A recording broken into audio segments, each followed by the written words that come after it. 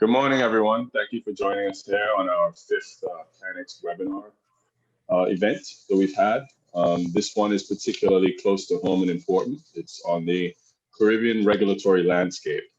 And while it's very relevant to us in terms of how we go about doing our business, both as CanEx as a platform for pulling together these different conversations and experts from around the world, but also in terms of our Caribbean economies and our social infrastructure, and understanding what the cannabis industry can really do for us in the region, both on an individual micro level and from a macro perspective in terms of our economies. We're very fortunate today to have really great representation from the different aspects of the cannabis industry. Today we have Antigua and Barbuda represented, we have Jamaica represented, we have British Virgin Islands represented, and we have St. Vincent and the Grenadines represented.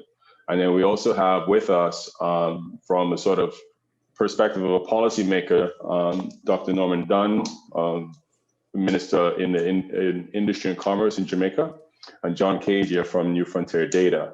And New Frontier has been a pioneer in economic research and projections for the industry.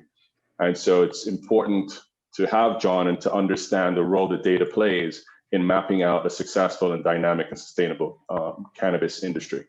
So what I'd like to do is, we have a couple of technical challenges with one or two folks still trying to log in, but we're going to start with the panelists who are on. I'm going to ask them to just introduce themselves.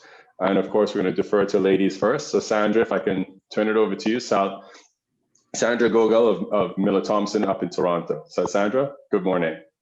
Good morning. Thank you, Douglas. And thank you, CanEx, for this opportunity to present to you today my experience and my insights into the cannabis industry, and in particular from a legislative regulatory perspective, as well as the opportunity to speak with so many esteemed colleagues in the Caribbean who I've had the pleasure to meet some of them and had a really nice conversation with them yesterday.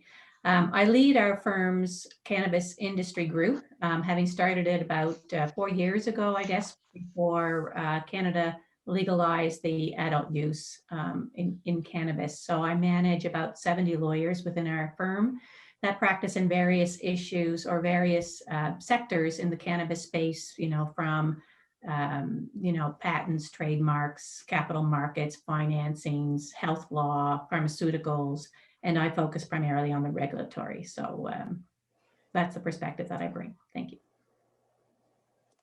Thanks, Sandra. And if we can hop on over to the man with the prettiest background, Mr. Roberts from Antigua, the CEO of the Antigua, is it the Cannabis Licensing Authority? That's the name of the organization. Antigua and Barbuda Medicinal Cannabis Authority. Yes. Algernon. Yes.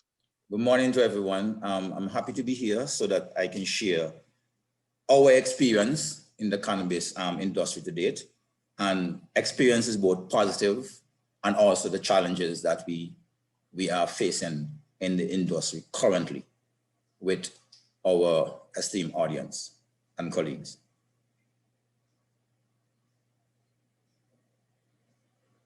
Thank you. Minister Dunn, we're pleased to have you join us. I'm glad we got the camera working. Dr. the Honourable Norman Dunn, a Minister in the State of Ministry of Industry, Investment and Commerce, has also joined us and will give us some perspectives from a policy perspective of the government of Jamaica. Good morning, Dr. Dunn. Good morning, Douglas, and good morning, all the other panelists.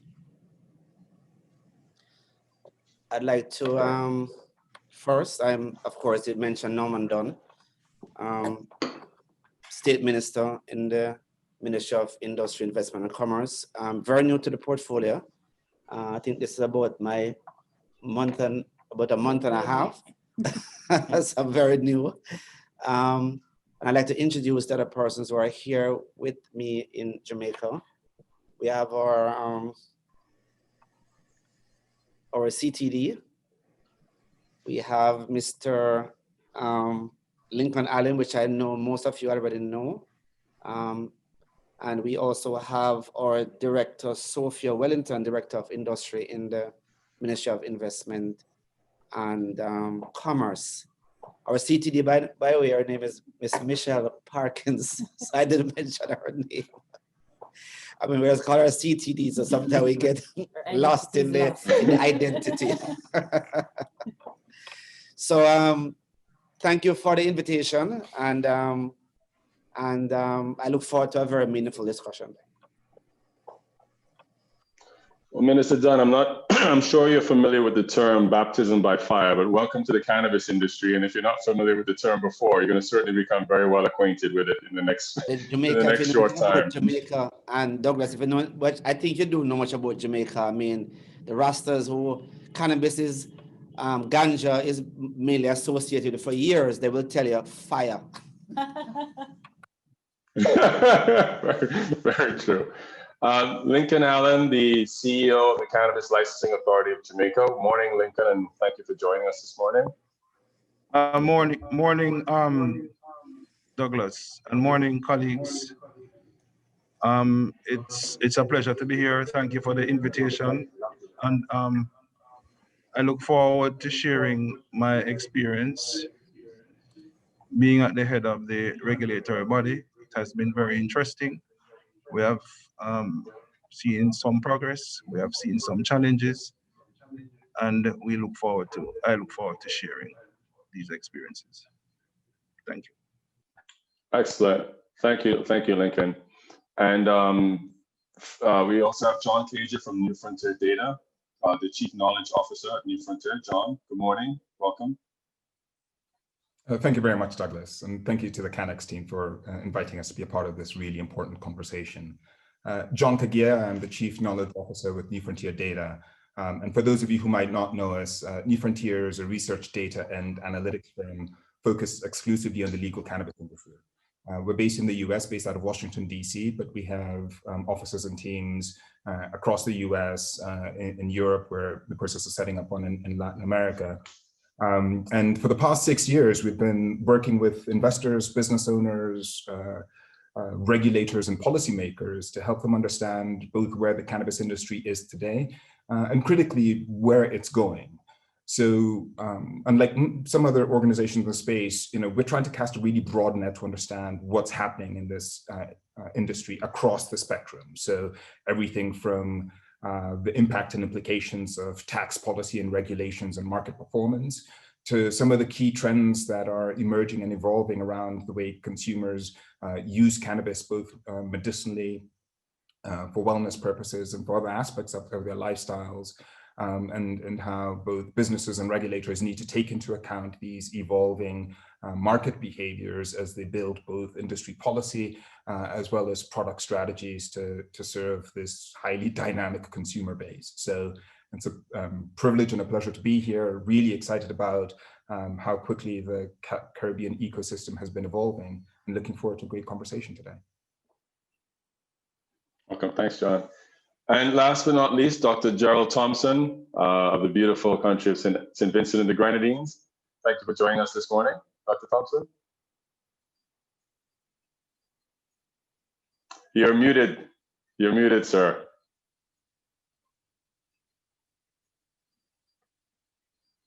Sorry. St. Vincent and the Grenadines, I want to welcome everyone on the panel and all the various participants in this webinar. We're certainly honored to join our other beautiful islands, Jamaica, Antigua, and all the others that are there in the Caribbean, and also all the various countries that have embarked on this bold initiative.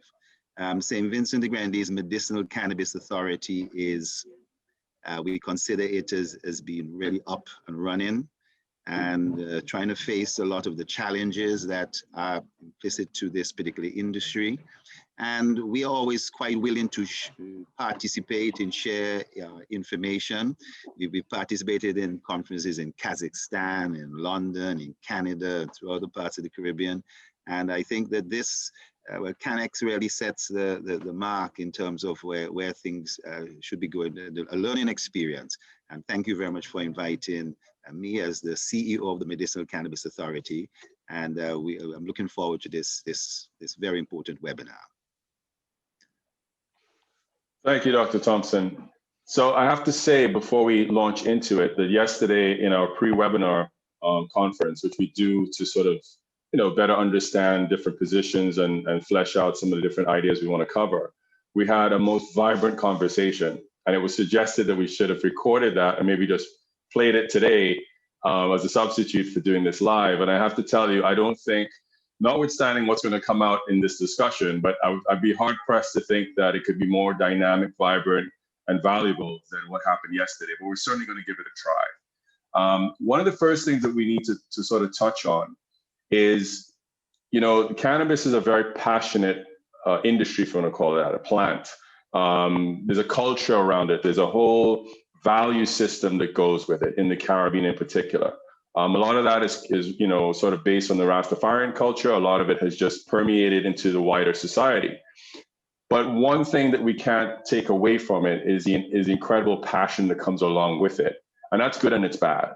When I say bad, it's bad because sometimes we misplace where that passion goes in order to get the right outcomes in different settings. And one of the key questions that I want to throw out to the panel this morning to start is what really is the role of the regulator? Because so many of us maybe look to them as a catch-all for everything to do with the industry. And I think it's important that we have a very clear articulation of what their role really is, so we can identify whether we're asking too much of them, whether there are other structures that we need to put in place around them to support the industry, or whether it is that we have a very clear understanding, but we think that there are other things that they can do to better serve the industry to help us to move forward. So without further ado, Dr. Thompson, let me put that to you first. What is the role of the regulator? I am of the view that the regulator's role is to regulate.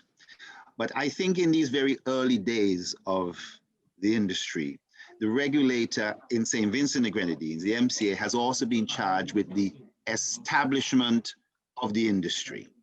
And that means putting all the various pillars in place that the industry has to stand on. And clearly, in terms of data, in terms of banking, in terms of all the various requirements as stipulated on the international treaty, let's say the INCB and so forth, it really has to have those things in place established. And it may take a little while, but I think a lot of work has to be done on building a good, solid foundation. And also, I think the regulator has to have, sometimes it may not seem like an even playing field, but in St. Vincent, we have a special carve out for the traditional cultivator so that they will find it a little easier to enter into the industry. This, I think, is quite important. But I think to address what you're saying, whether there's a need for any additional agencies, I believe that there has to be a firm understanding of various other agencies around government, such as your customs, your legal affairs, your Ministry of Health. In St. Vincent, it's our Ministry of Agriculture that's leading this sector. In some other countries, it may be the Ministry of Health. And so we have our Chief Medical Officer on the board. We have various other entities so that they have a firm understanding of what is taking place.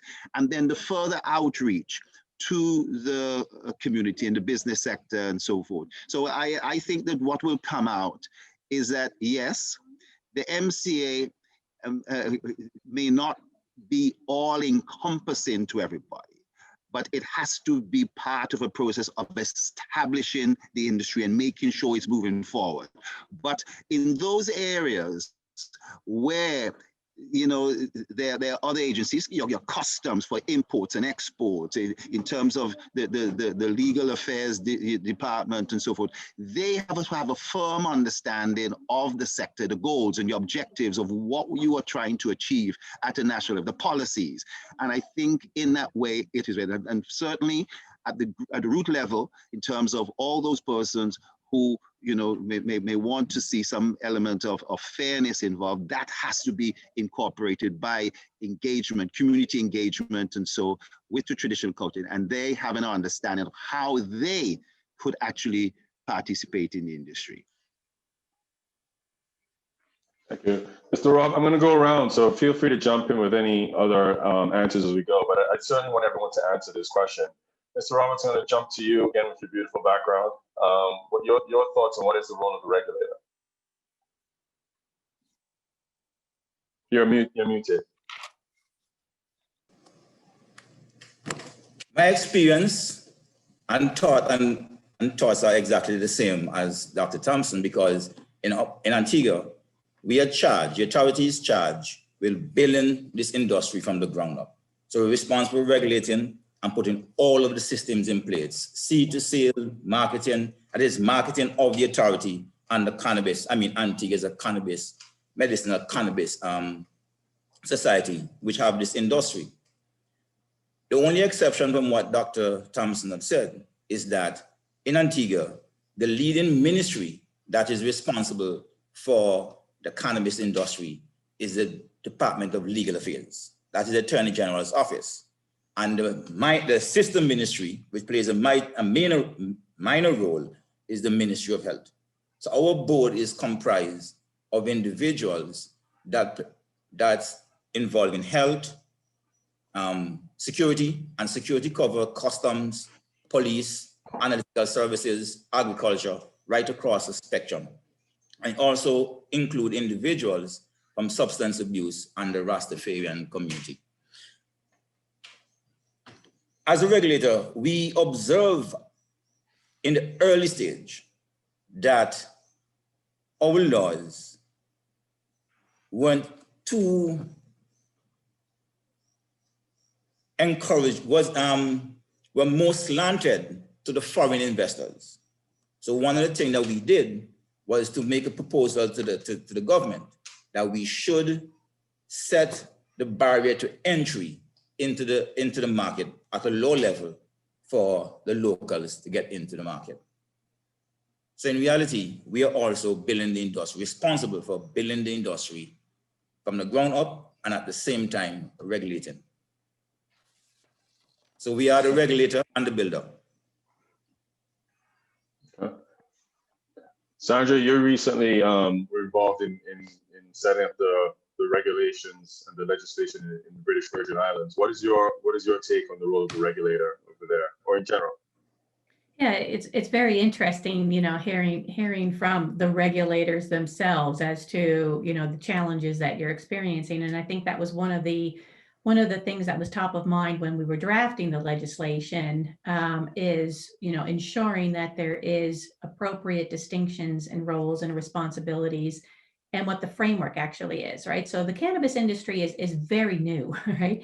And there's very little by way of precedent out there of an industry that functions and has been well regulated. So we have very little to go on. And this industry in particular is very much driven by the industry first and foremost, and by the consumer, and by the years of history that we have behind us as to the use of cannabis, and looking at the existing laws that have been on the books since the early 1920s, which completely restricted and prohibited cannabis use because it was considered such a dangerous drug and a narcotic.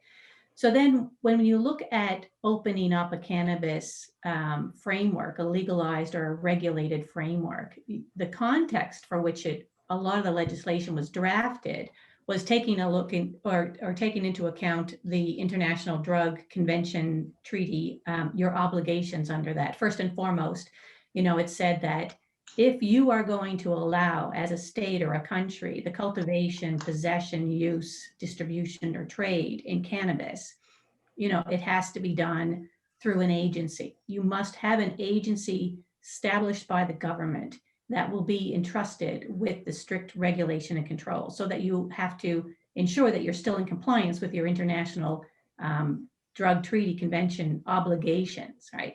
So if you look at it from a context of that perspective, very much a regulatory perspective and a historical prohibitive, you have to say, okay, well, the role of the regulator is to regulate, not so much the business, which is really, in my view, the industry, right? So if you start with what's the purpose of the regulation, the legislation, it's to legalize, decriminalize, destigmatize, you know, the use and possession of cannabis. It's to open up it's open up economic development for a region. It's to ensure that the public health and safety is protected first and foremost, right? So from that perspective, that's the role and that's the decisions. The agency then is the functioning arm. And the agency, of course, is going to need the expertise and the advice, as my colleagues mentioned yesterday, in order to be able to implement the strategy. And what's fascinating, I find, is the role of the law and the regulation, and the role of policy is critical, right, in order to be able to assist the regulators in functioning. So you start off with an enabling piece of legislation, which has a regulatory framework and a regulatory body that has to manage it, but yet, have policy and guidelines on the side that can help direct and implement to address those issues with respect to where does the direction of this cannabis framework want to go? Do we want to maintain not prohibition, but a legalized framework, but yet strictly regulate it to the point that it's almost not going to be attractive to foreign investment, right? Or to encourage growth of the industry itself, right? So it's a bit of a mix of everything, but in my view, the regulator's job has to be to regulate the law and to regulate the health and safety of its citizens, first and foremost. Lincoln, let me ask you, here in Jamaica, how do you define the role of the regulator? All right, thank you, Douglas. The role of the regulator, as defined in the regulations, is effectively to enable the growth and development of the industry. And that is in compliance with the drug conventions that Jamaica would have ratified. Now, in doing this, there is a regime that is built out around the issuing of licenses, authorizations, and permits, right? The regulations also allows for the regulator to help with the formulation of regulations. And that, in that we understand that to be we being able to look at the development of policies based on trends we see in the industry itself. So as it evolves, we would sit and contemplate new policies to expand the regulatory framework to support the growth and development of the industry. Notwithstanding that, there are some expectations from the industry that, though are outside of the regulatory authority of the Cannabis Licensing Authority, we tend to get involved in terms of we provide assistance to the industry in many other aspects. We provide technical guidance to the industry. We even look at some of their business models, right? Which, though, as I said, outside of our responsibility, we do it. We point them to markets to export products. We are involved in a lot of things that I believe kind of distracts from our core function, but we understand that's a new industry. It's burgeoning. There are a lot of unknowns. So we sought to engage the requisite technical competencies to aid in every aspect of the growth and development of the industry. I mean, compliance is big. If we don't meet the compliance requirements as stipulated by the International Narcotics Control Board, then it has implications on the survival of our industry. So we are very cognizant of these facts. We try to get our technical persons in, we try to train, we try to guide, and we try to encourage a culture of compliance, right, in order to ensure the survival of the industry. But it's no different. The realities of the Cannabis Licensing Authority in Jamaica is no different from the authority in Dr. Thompson's country and in Mr. Roberts' jurisdiction. Thanks, Nick. And John, you've obviously looked at many different jurisdictions, within the U.S. and globally. And so, from your perspective, how critical is it to get the regulation spot on in the beginning?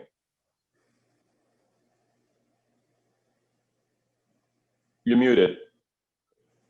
That's a great question and a really important one, given to Sandra's point.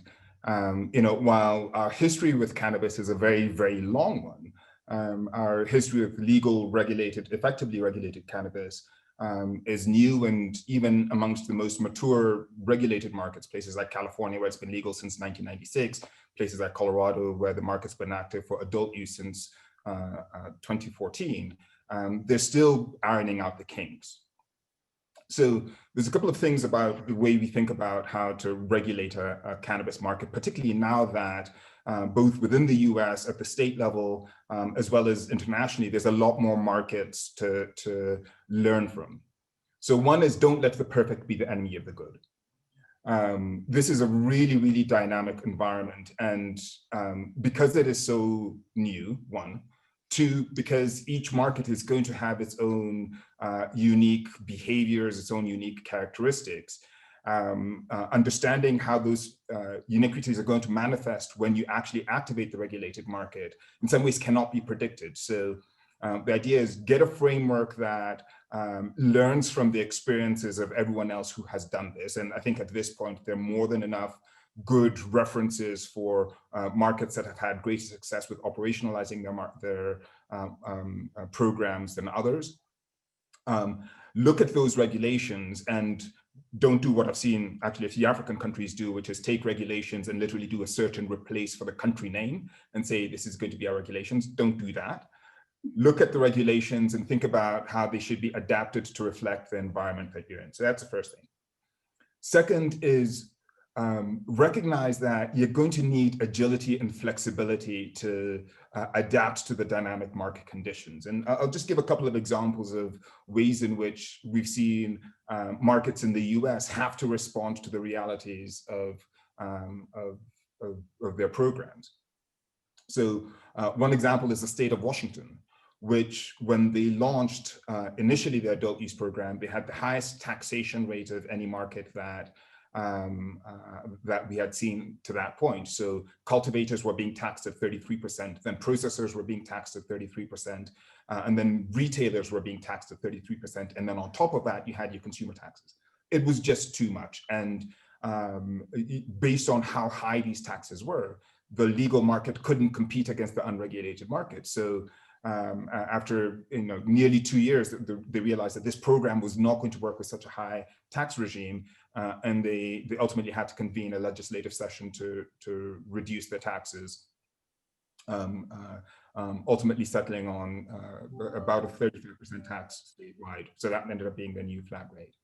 Similarly, in a state like Florida, where they first legalized and said flower was not going to be permitted, it was only going to be a value-added product type of environment. Pennsylvania did the same thing.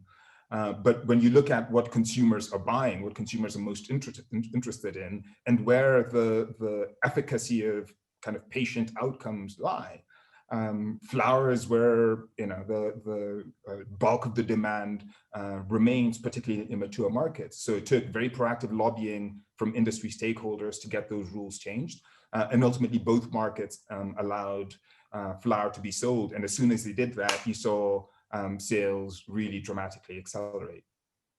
And then the third example is around edibles. In the early days, the markets didn't have regulations around how potent an edible could be. So you had these edibles being produced with 1,000 milligrams of THC in them, but not really effectively labeled. Dosing sizes weren't standardized. And you'd have these stories of patients who would eat a candy bar thinking that the entire candy bar is one dose, and later find out that the candy bar is 50 doses or 10 doses, and have a really, really bad experience. So you had a number of markets which went back and reviewed the edibles regulations and said, all right, now we're going to define a dose as maximally 10 milligrams of THC, and everything now needs to be packaged and labeled accordingly. These are the types of changes that are reflective of what you learn as the market is gaining traction, as the market is underway. And we think it's really important that regulators, one, have this feedback loop, a feedback mechanism that allows them not just to see the data coming out of the industry, but really understand the experiences of the market stakeholders, both operators and the patients or consumers. And then two, that the regulatory framework is structured in a way that allows that agility, that flexibility. You don't want regulators who are kind of constantly flipping switches, but if there's a systematic, measured way in which regulators can assess what's happening in the marketplace and then refine the regulations to ensure a more efficient market operation and a better patient or consumer outcome, then I think you achieve that sweet spot of starting with a broad framework and then dialing in those regulations to reflect the local market environment. So, John, I think that's an excellent point. You know, if we go back to the first aspect of what you're saying, which you know drove the rest of it, is allowing perfection to become the enemy of progress, right? I mean, I'm paraphrasing a little bit here, but you know, when you talk to operators, you know, private sector individuals who put capital into the marketplace, and there've been, I wouldn't say promises, but there've been indications and expectations, for example, in Jamaica, that export regulations would have been a lot more forthcoming than they have been, right? So that's just part of the cycle of a new industry coming on stream. But I think the larger question, which I do want to pose back to you know, the three regulators here, and Minister Dunn, I have some pointed questions for you too as well, sir. So don't think we're leaving you out just yet. How do you evaluate? And I'll start with you, Lincoln, because I know a lot of the operators here might want to get a sense of this. How do you sort of score the Jamaican experience? And I don't say the CLA directly because there are other agencies and other entities involved. Its flexibility and its responsiveness to what the real market conditions have been vis-a-vis the initial set of regulations. How adaptable has it been to what's actually happening in the marketplace to support the industry, both from a compliance perspective, but also to facilitate the operations of these underlying operators? Douglas, very nice question. Douglas, I think we have, over the years, we have become very flexible. I think that with time, we learn the industry. We have a better understanding of the space. We have built partnerships, relationships along the way. We have confidence in a lot of our stakeholders. They have that in us, so there is trust. So we have sat down on many occasions and we have sought to look at some of the policies and administrative protocols in place, and we have worked around finding solutions to make it work, right? I mean, one such arrangement is the interim protocol that we have in place to facilitate exports. Right, we have been facilitating exports of cannabis and cannabis extracts from 2018. Every single licensee who has engaged the authority for an export has been facilitated. Right, I mean, with the advent of COVID, we have developed a protocol, right, that supports online purchasing of cannabis at our retail stores. Right. So, and there are many other areas that I could cite. So the authority is very, very sensitive to the committed to seeing it grow. Right. And in order for any industry to grow, there has to be dialogue between or among all the stakeholders. We all need to come to a place where we can find an amicable solution where all of our interests are being met. Right, and I think we are on that trajectory right now. Okay, Mr. Roberts, I want to pose the same question to you. Yes. Douglas, sorry, if I may just add. Minister Dunn. Lincoln has said, one little thing about us in Jamaica. I mean, so what I've seen so far is that we have been very, very adaptive to this new space that we have, and as you can see, some of the licenses, I mean, the tiered license system, the transitional license system, the AD program, I mean, the consultative process and the approach that CLA has taken within the market space has allowed us to be very adaptive and to develop and craft policies and solutions that includes everyone. We are now focusing a lot on the very small producers, the persons who would have considered illegal operators before, to bring them into the fold. So we're not leaving anyone behind. So we have the consultative process that we have here has allowed us to be very adaptive and in so doing, develop policies that meets almost everybody's expectation. Well, Minister Dunn, I appreciate that contribution. And so I'm going to ask you a question here. You know, there's a thought that Jamaica has been too cautious. That Jamaica has paid too much, you know, has been too wary of all the different international rules and regulations and not contravening them. And I guess a big question for some that say, listen, this is an important industry for the region, for the country. This can do so much for so many people. And we have been familiar with this for so long and understanding it, but it seems as though the government is not embracing it with a degree of, you know, independent authority that it should have as a sovereign nation, vis-a-vis falling in line between what other large countries say they can and cannot do. How would you respond to that criticism, if you want to call it, observation that has come from some corners? Before I answer you on that particular point, Douglas, I just want to go back to something that was said earlier, and I believe that the discussion was started off on a great premise. You know, what is the role of the regulator, right? And I liked how the discussion has started off because I mean, we see the regulator as a supervisor to the industry, but I believe in almost every country in the Caribbean, we have evolved into not only a supervisor role, but almost like a promoter role. And therefore there's a disconnect between the perfect role of a regulator and one who's trying to develop a new industry that we have, that there's so much moving parts that we have to adapt quickly to. And therefore, sometimes it blurs the line. And therefore, as we see again in the cannabis industry, you know, as the smoke settles a bit, we can start seeing our roles being separated into a need for like an institutional framework that looks at development, right, and takes it outside the role of the present regulators, because they are actually blurring the line between regulation and development and promotion. But to answer your question, no, why be cautious? As you know, Jamaica has a history. I mean, we like to say in Jamaica, we have the best ganja or the best cannabis, right? And we in past days shipped illegally, of course, thousands of products from Jamaica in many different shapes and forms. And therefore, Jamaica has a history of that sort of transshipment. Now, we have to be cautious because, I mean, Jamaica, though we're sovereign island states, I mean, as you say, we're an island state, so we still form part of the general system and the international system of governance. And therefore, we want to show the world that we're not just cautious, but we want to abide by all laws, policies, international agreements that we have. And therefore, our cautiousness is not because we do not want to grow and develop. We do. As a matter of fact, it is a talking point every day in the streets in Jamaica.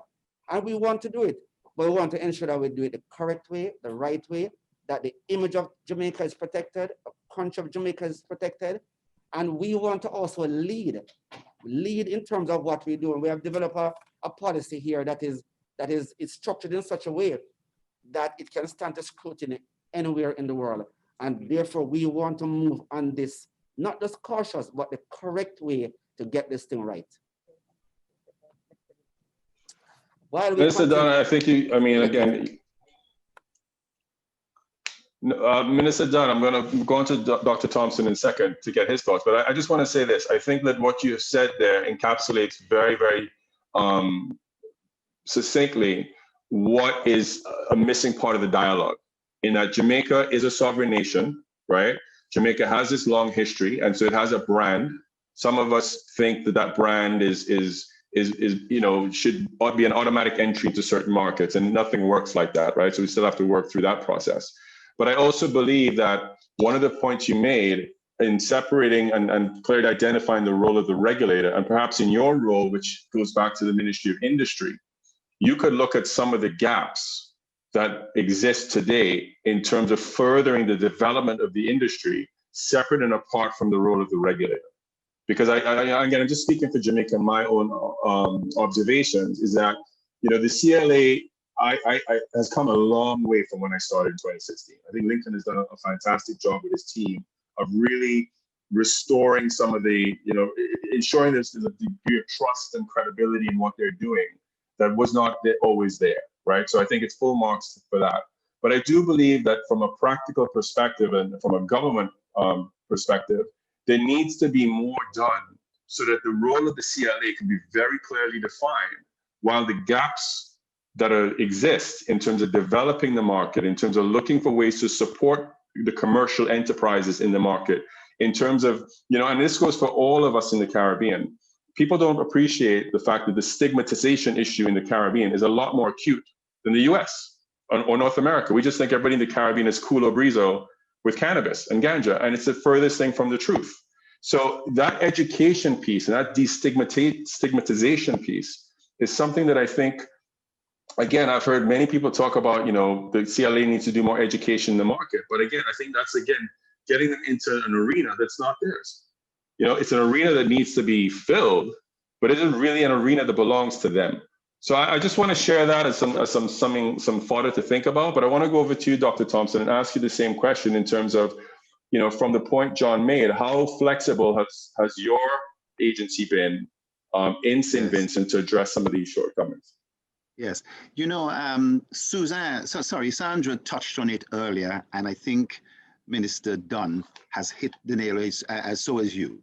A lot of people do not quite understand that we would have signed an international treaty, the Single Convention and 2 other conventions that control this particular process, and that there is some divergence of opinions around the countries of the world as regards how they see cannabis and how they see other drugs. Now, sadly, historically, cannabis was placed on the wrong schedule.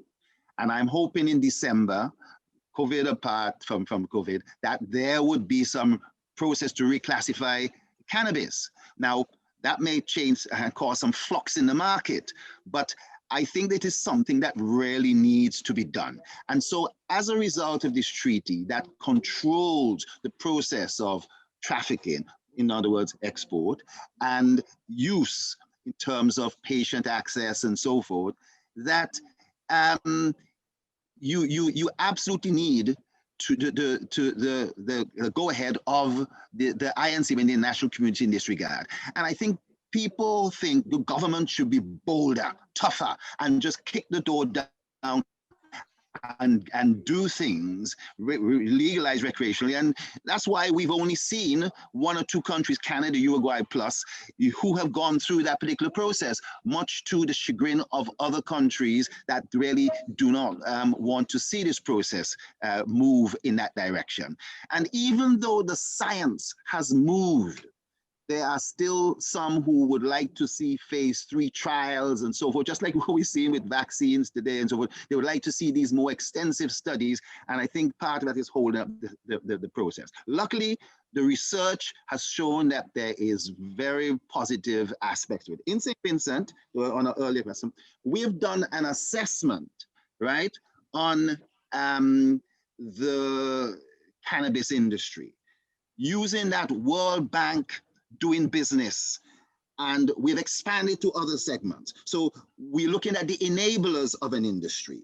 We're looking at the strategic advantages that St. Vincent has. We're quite lucky in that we have an abundance of water. We have a very special soil called Molic andesol. It's a rare soil that occupies less than 1% of the Earth's crust, and it's highly fertile and so forth. And so we're blessed by having that as a strategic advantage. And then the traditional cultivator. But there are other factors.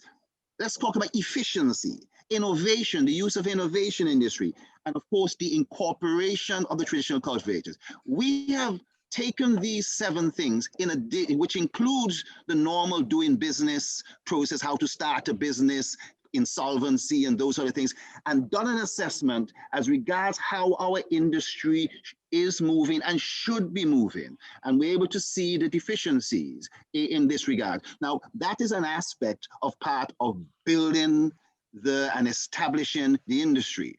And it gives guidance as regards regulating, because you're absolutely right. You don't want in another 6 months' time to keep changing and changing and changing. I think that provides some more instability. So we're looking for those guidance. But at the same time, it's also about quality.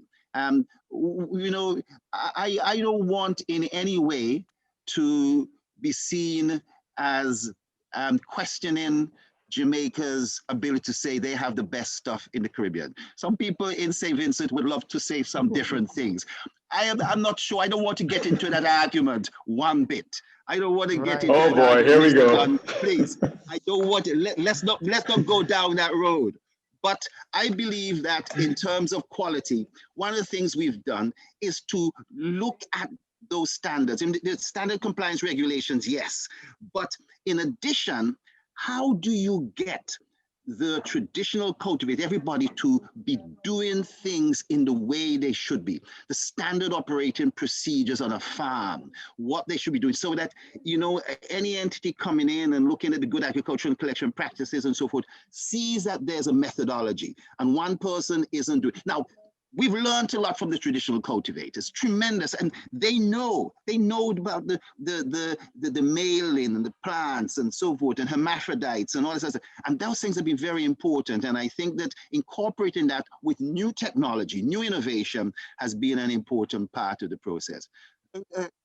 Douglas, I want to say I do have to take a small bathroom break. I should announce that on radio. I want to apologize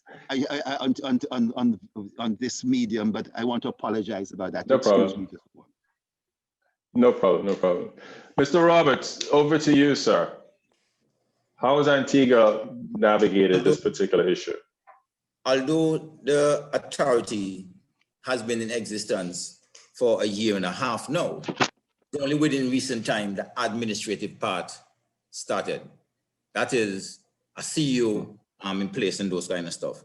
So what we are doing is looking at our laws and look at the experience of other individuals across the Caribbean and around the world, and trying to put an enabling environment in place so that both the locals and the international investor can gain equal benefit from the market in a well-regulated situation that meet international standards.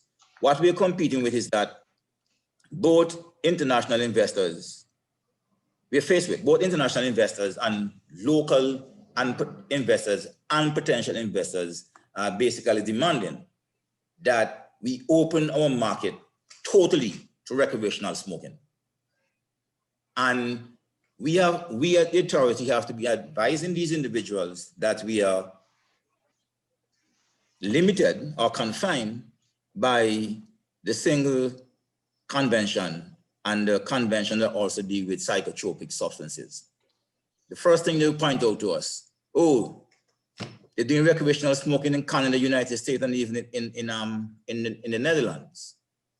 What I will say to these investors that we must realize that in large countries, they have local government and they have a national government.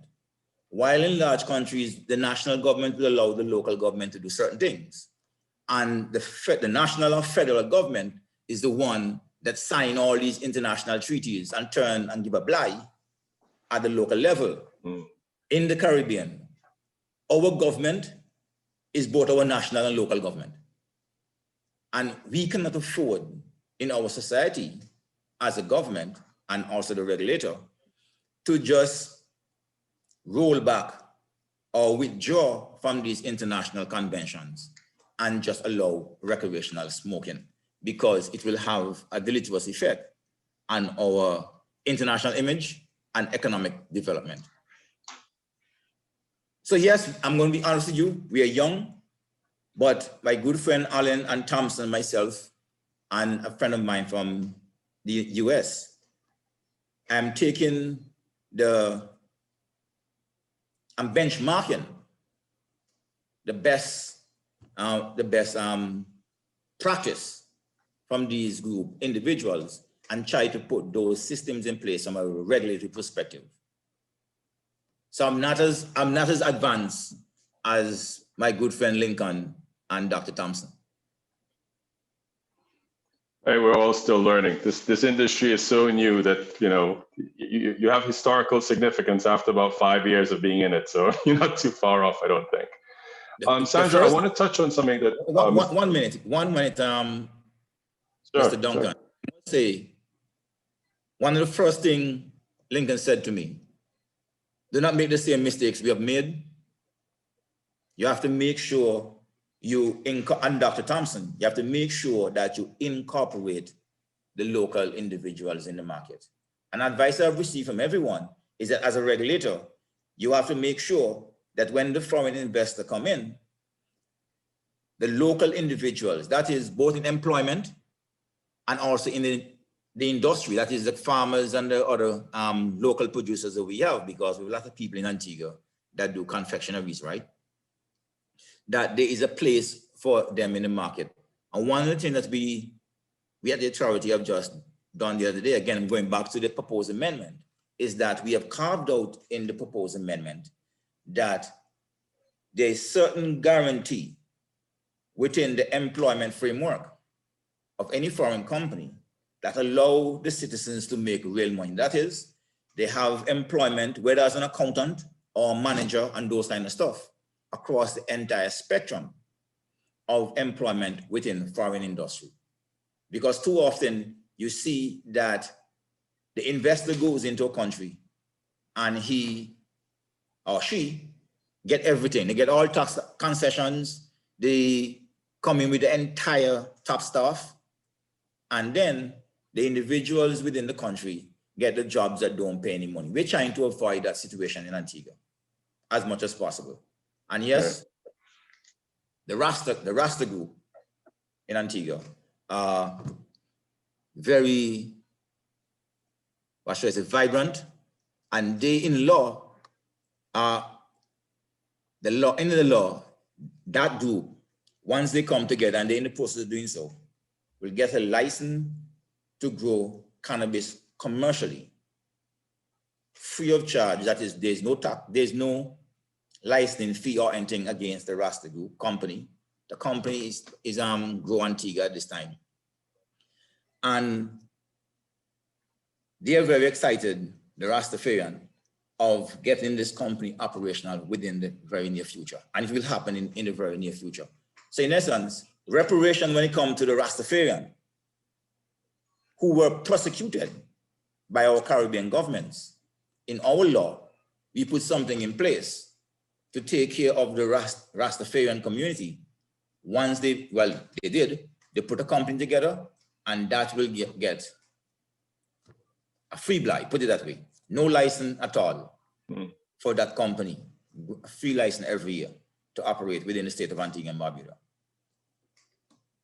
Okay, that's very good.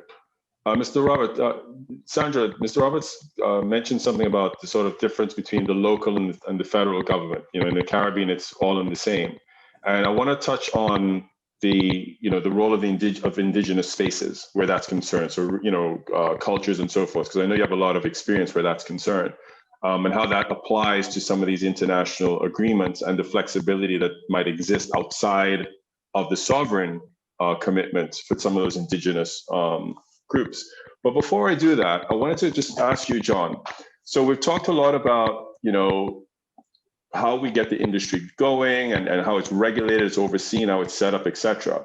But from your experience, because one of the things that I think has been, we can all be honest in acknowledging, is that we don't have much data. We don't have any projections. We don't have any real sort of fundamental analysis to say this is what the cannabis industry can and should and will likely project for either the individual countries or the collective region. And I wanted to get your thoughts from the work that you've done on how important is that data in terms of driving the industry forward as distinct from just giving a scorecard on where it could go. Thank you for that question, Douglas. It's that very question is the very reason why I left my career in the other parts of the economy to come into cannabis. We recognize that, I'm a market research analyst by both training and by passion. I've worked across a number of sectors from, technology to government to financial services to health. And as we saw the cannabis industry emerging, it became clear, one, that this was moving faster than any other issue that I had been tracking as a market analyst.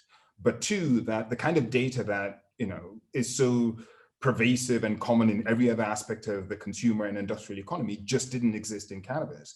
And because of that, investors, regulators, governments who were making these really consequential foundational decisions were doing so in a vacuum. What really tripped it for me when I was like, we've got to do this. We've got to try and kind of bring real intelligence into this market. Was a statistic I saw really early in my time here. So this was probably mid-2014. Somebody was projecting that the US legal market was going to be $100 billion in the next 5 years. And I was like, there's no way that's right. Like, I don't know. I know just enough to make me dangerous, but I'm sure that number cannot be right. So, but, people would see that number and they're like, huge money, let's get in. We're going to make an absolute fortune here. We're going to build the next Googles of cannabis here. And so it's the challenges around data have been unlike anything I have ever experienced as a market analyst.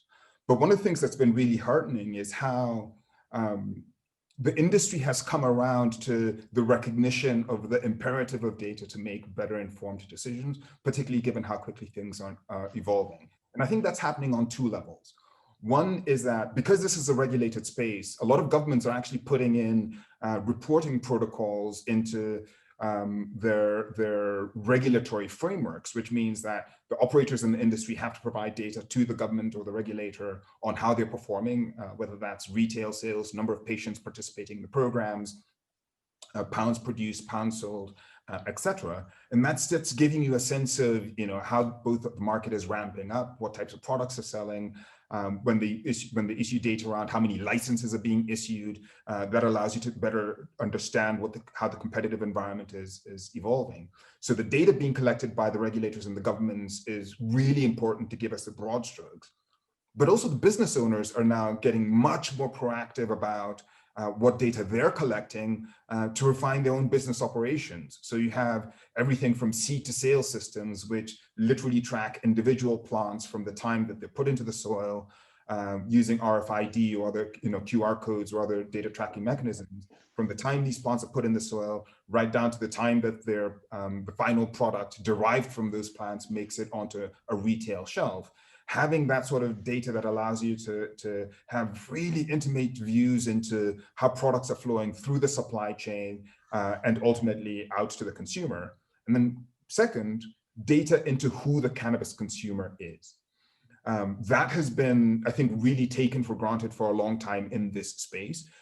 We know globally there's a huge market for cannabis that exists already. I've seen a couple of comments in the Q&A talking about how this is not a new industry. That's absolutely right. Our estimate is right now, globally, the demand for cannabis is valued at about $350 billion.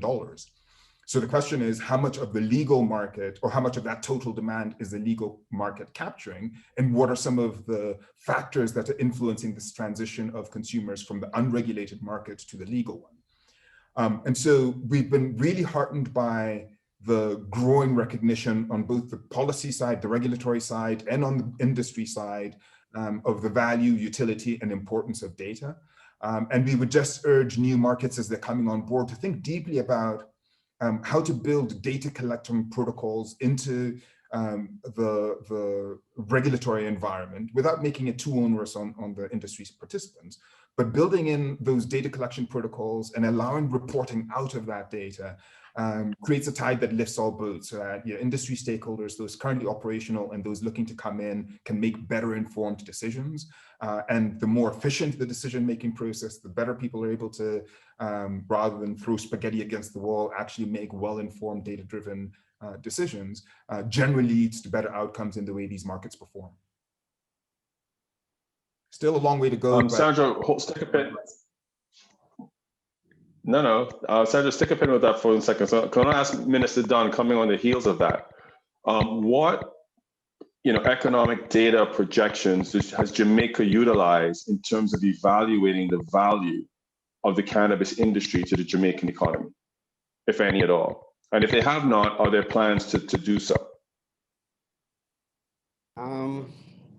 Great question. And data is always very important as decision-making tools. Empiric data is even more critical in making decisions generally.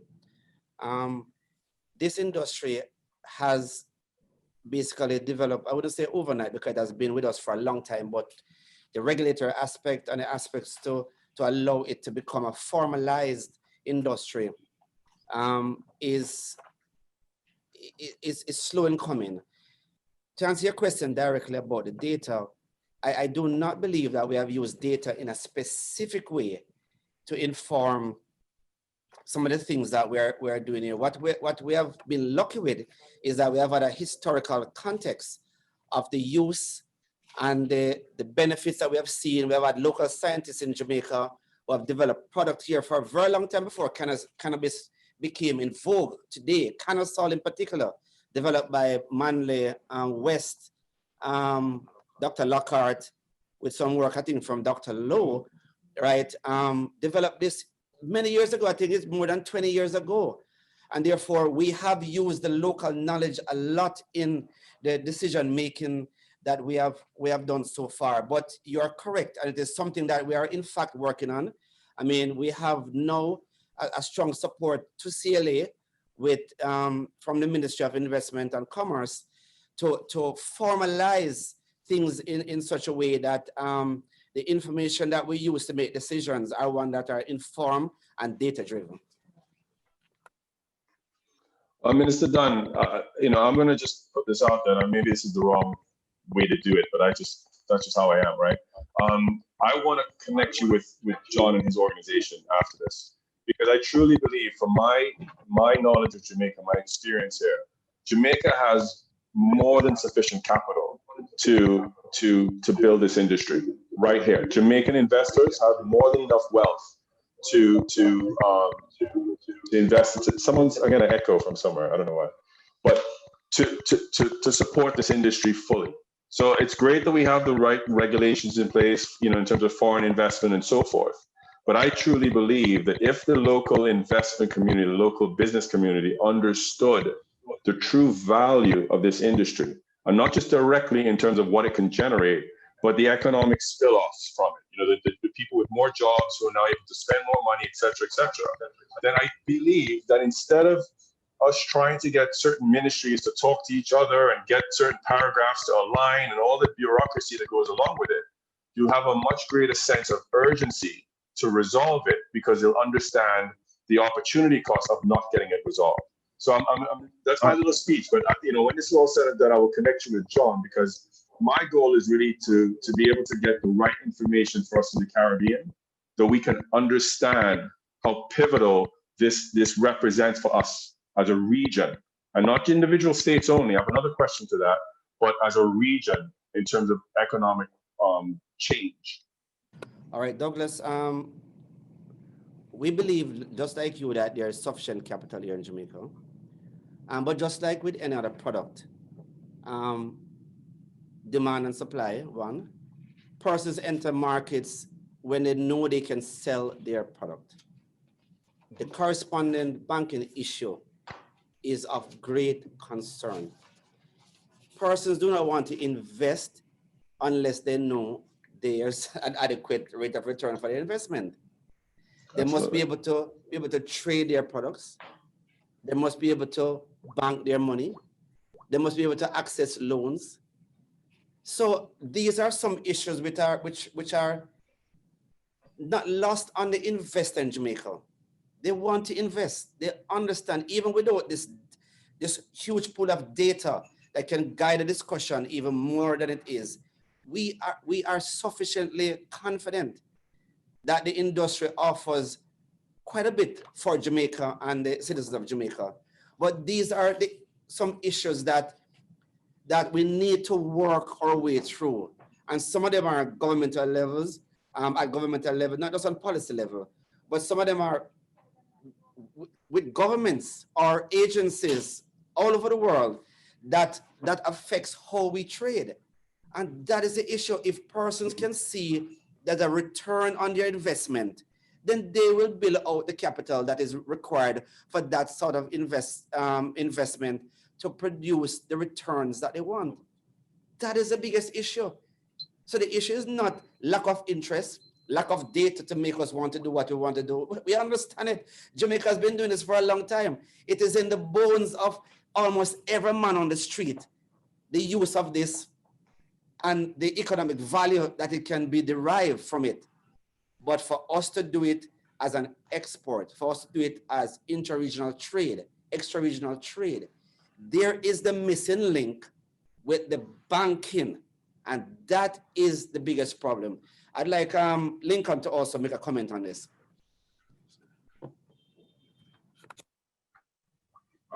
Douglas, the authority over time has been collecting some amount of data, so we are not short of collecting data.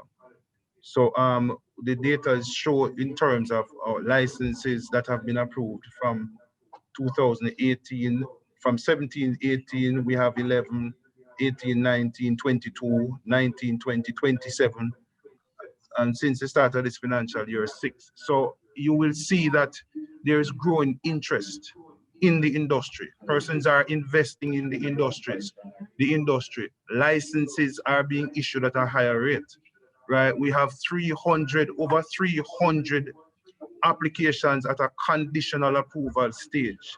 So there is investor confidence. But as the minister said, the issue of correspondent banking continues to constrain the growth of the industry. It still doesn't negate the need to analyze data, but I'm just saying to you that there is data being collected. We are analyzing the data, but there are some obvious constraints, right? Other than the assessment of this data. Just to go on a little further, the industry, our data, the collection of data reflects that the industry has employed over 600 persons to date, right? When we look at trading statistics for the last year, right, the value of the industry, and we're talking about trading among the licensees, right? We are seeing figures in excess of 200 million Jamaican dollars, right? So the industry has started, right? With what we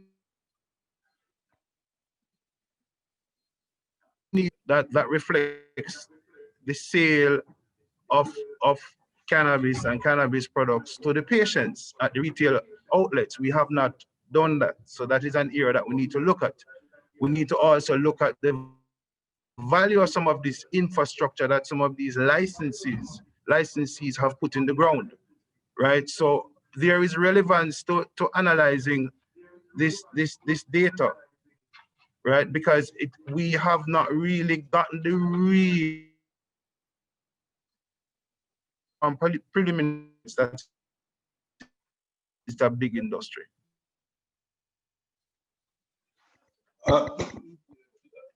Are you guys hear me? Lincoln seems frozen. Is it me frozen? You can hear me? Okay. Just to clarify, my point of data collection, and there's two things I want to do. One is we're going to have our Q&A in 10 minutes from now, but I want to go to Sandra to talk about the ability to trade as an indigenous defined community, right, locally and globally. But just the last point on what I meant by economic data, Lincoln and Minister Dunn. Let me give you, for example, in 2017, Colorado collected $150 million in tax revenue from the cannabis industry, okay? The economic value of the cannabis industry to Colorado in 2017, to the economy of Colorado, was $2.5 billion, okay? That's from 15,000 jobs being created, people being able to eat in more restaurants, buy cars, make investments in their communities, et cetera, et cetera, et cetera.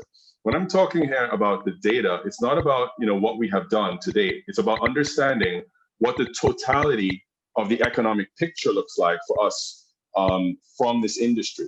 And so I'm gonna pivot to Sandra, because my last substantive point that I want to really make sure we get on this discussion today is the thought of us, instead of being focused on Antigua doing its thing, St. Vincent doing its thing, Jamaica doing its thing, Barbados now coming on to do their thing, BVI doing their thing, et cetera, we have a structure that's called CARICOM, right? Globally, it would make us, if we started to operate as a trading bloc, we would be the largest trading bloc globally. It would become so much more attractive for foreign investors because they would be able to de-risk local discussions, local risk, okay? And be able to now look at us as a bloc, which would afford us the opportunity as individual states to define what we're good at. Jamaica, for example, why do we skew to outdoor? Not just historical, but the cost of electricity. Trinidad doesn't have that problem. So, I mean, if we balance out all the different pieces as a block and start to figure out how we can trade with each other, then I think we have the opportunity to do something that magnifies us individually and collectively. So I'm going to ask you to come back to that in a minute. Sandra, I'd love for you to talk about, Dr. Thompson, Mr. Roberts was talking about, the difference between state and national level laws. And actually, Mr. Roberts, I really appreciate that, the way you broke that out, because I think a lot of us lost sight of that in the past in terms of analyzing the differences, right? But how the indigenous communities are defined, because I know you've done a lot of work with indigenous communities, Sandra, up in Canada. Does that truly give a different perspective on the ability to trade and commercialize their involvement in cannabis? Or are they subject to the same sort of sovereign statutes that have been signed off on? It's a great question, actually, and it was one of the reasons why I first got started in the cannabis industry, because I saw the role for Indigenous peoples in Canada in this industry. And I think along with Indigenous peoples, the Rastafarians and the local farmers, I think all three groups play a unique role in the industry, which is distinct from commercialized industry, in my opinion. And each of them actually have a different role. And if you look at it from the perspective of jurisdiction and laws and rights, the Rastafarians and their right to use ganja has been recognized in the courts as a unique right. Now that the legislation has now started to reflect that, to say you have that right, that we cannot prohibit it by virtue of our laws. It's something that stands in and of itself, and therefore should not be violated and should not be regulated to the extent that government will infringe upon that right. In Canada, with respect to the Indigenous peoples here, there is an argument as well that they have an inherent right to use cannabis as their medicine. And it's either part of their treaties that were entered into with the Dominion of Canada back in the 1800s, or whether it's just an inherent right that has never yet been surrendered. But to the extent of it being regulated, the federal government in Canada still regulates the health and safety quality of the product itself. So those laws I guess those laws can be seen as not circumventing the right, but the federal government has a right to regulate it. So to the extent that it doesn't interfere with the right to access cannabis for those purposes, whether it's a religious right or a medicinal right for Indigenous peoples, the federal government cannot interfere with that, nor can they overly restrict it, but yet they can regulate it for quality and safety, because that is their jurisdiction. So it's a really interesting question. But to the extent that the Indigenous population, say here in Canada, can regulate it themselves, they can't.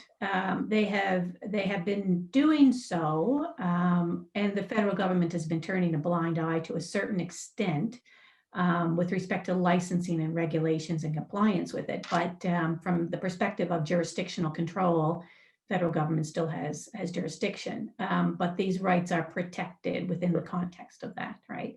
And likewise, I guess to the point, and there's been a number of discussions on the chat box in relation to the local farmers and their role in the industry and what they play and how those rights should be protected.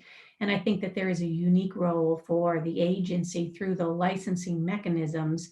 And I think, Lincoln, you've touched on this through the tiered licensing and the local farmers licensing, and giving that extra leg up to reduce the barriers, or to reduce, or to give them the advantage, to become a real player in this market, whether that's through, a favored treatment or a most preference given to applicants that actually have real partnerships, which with the local farmers, the same way we do it here in Canada, which is, federal procurement strategies, for example, are given favored treatment to Indigenous businesses, right?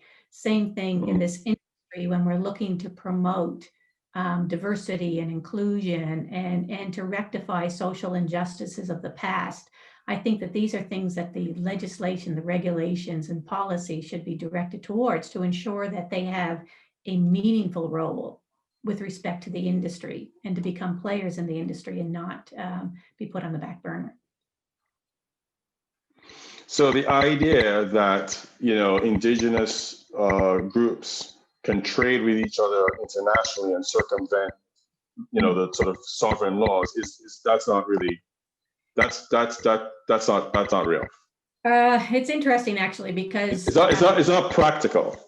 Yeah, there's certain treaties that are out there that allow trade between specific Indigenous groups, but they're very few and far between. I think, there's definitely a brand that is attached to it that a lot of companies have seen tremendous value and have partnered with communities for that brand, and have those communities not even have to pay a nickel for the partnership because that's the value they bring to the table, right? And that's a recognition we've seen. But as far as a international trade on an Indigenous scale, I'm not familiar with a law that would allow that other than certain treaties.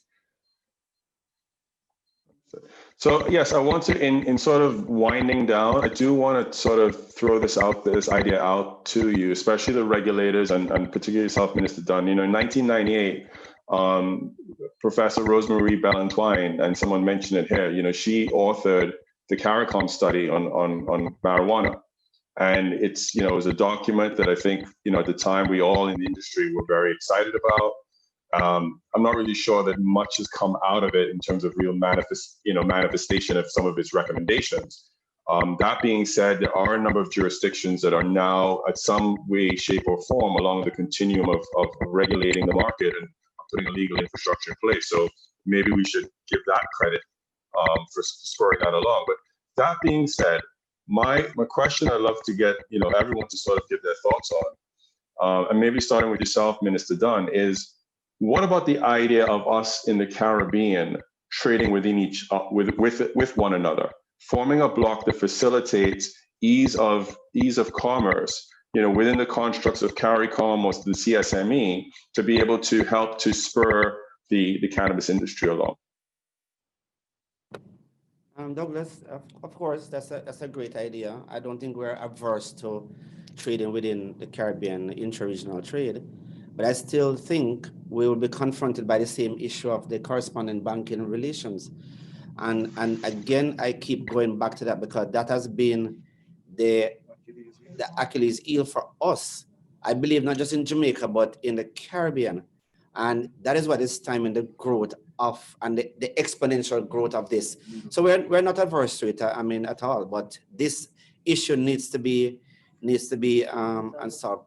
You also mentioned something about this 1998 study, and one of the panelists, I believe, is from St. Vincent, and he spoke about his soil type and the special soil type that he has. Jamaica, we speak about a special breed that we also have, and therefore, granted that we're all part of CARICOM now, I think each country has some specific advantage that they would want to maintain, maybe in trading in their product, because they might see it as their comparative advantage and competitive advantage as well.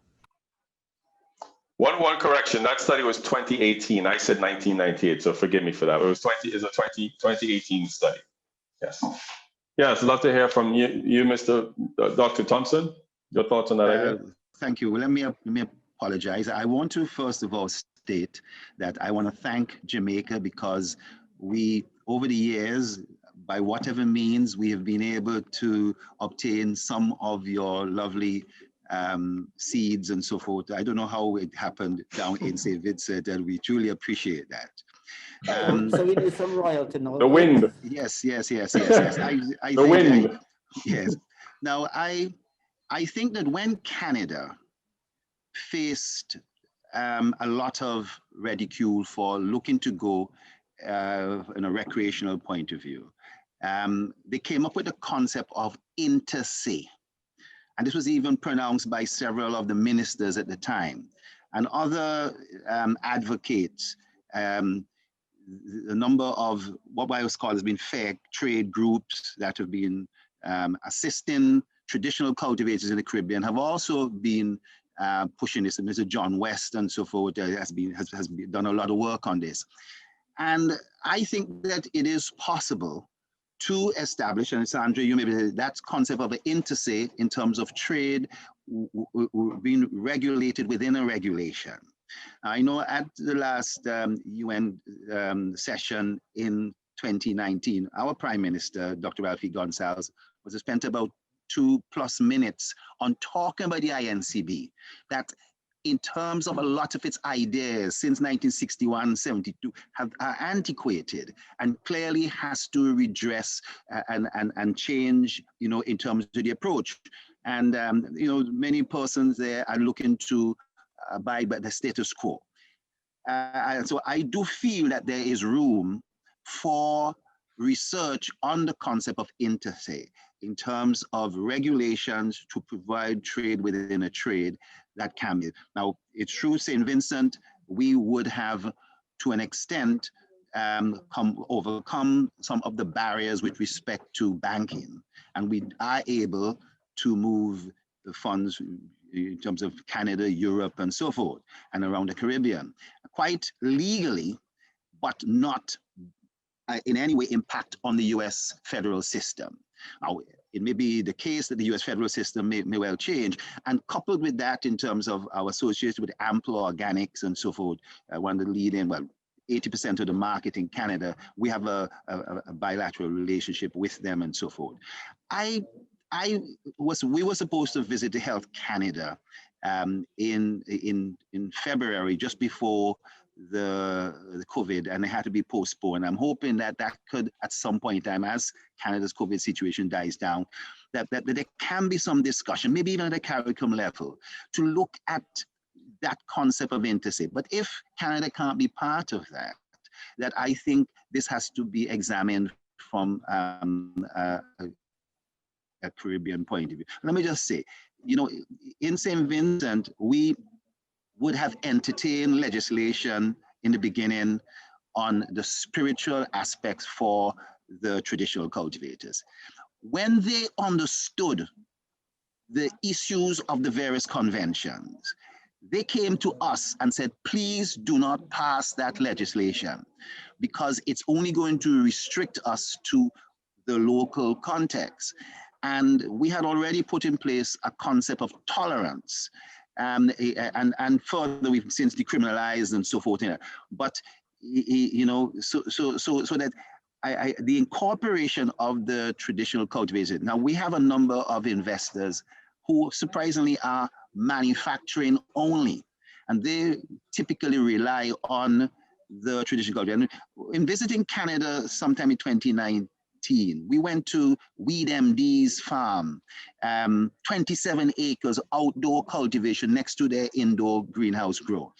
And I was quite taken aback whereby the perception, that outdoor cultivation may be inferior to that of indoor. And it really reinforced the concept that really truly outdoor cultivation can be marketed as something that's natural, strengthened. And yes, in terms of the soil and so that this is something that we could push. And the traditional cultivators that we've had, as well as local cultivators, can, with the right technology, with the right information, advice, and so forth, and good agricultural practice, and so they essentially can find themselves participating in this particular industry and linking in partnership with those who are manufacturing only, or those who may also be doing cultivation, who but focus on exports. Douglas, can I make a point here? Certainly. All right, you mentioned the 2018 study, right? Without the benefit of looking at that particular study, there's something we're discussing amongst ourselves here in Jamaica. And I think it's something in line with what you said earlier, a question you had posed about, CARICOM. And what we're thinking is that, I mean, while we are individual countries and we're very individualistic generally. I mean, we're great partners. I mean, we're all brothers and sisters, but we still have this strong sense of individualism. The question I want to throw out is that in the medicinal side of this business, we have a very developed pharmaceutical industry in Jamaica. We have one in Barbados. I'm not sure about in St. Vincent. I know Guyana has an industry as well, and to some extent Trinidad. Where I see the collaboration is on this side, that if we could identify from the medicinal use a series of products that we could develop under a CARICOM label, and that we would give each country the ability to specialize in that particular product. And therefore, we will eliminate this multiplicity of R&Ds all across the region. And as such, I mean, we could, in fact, island like Jamaica, that is very large. I mean, we could grow so much cannabis here that we could supply intra-regionally to these manufacturing facilities that specializes in these products. And I mentioned earlier 2 products which I know of intimately in Jamaica, which is Asmasol and Canasol, that was developed many years ago. I mean, these have been proven to be very effective, both in glaucoma as well as in asthma, right? But were we able to market it that much so we could get the best benefit out of it? Maybe not. CARICOM, while, I mean, if we could advertise, market on a CARICOM label, maybe the reach will be far greater than at Jamaica, so to speak. And therefore, in that case, CARICOM would benefit, but the individual country would become specialists at what they do.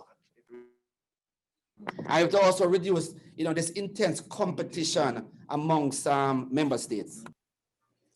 Douglas, I see Dr. Dunn have just peeped my hand, but I want to stop on this point, is that yes, the CARICOM brand would be a good thing for all of us. But as Dr. Dunn have just pointed out, which I wanted to say, is that each government at this time is looking at cannabis as a revenue earner to fill some of the gaps that are in their annual budget to meet national development. And because of that, at this time, it is each man for himself. But as regulators, we see it at our level that that is the best solution for all of us across the region. So until the policymakers realize that if we come together, we are stronger in putting our unique brands. You can have all the different brands that are still marketed to the world under a CARICOM brand. How soon that's going to happen, I'm not sure. Because it all depends on legislative framework that is in place in some countries and the political expectations.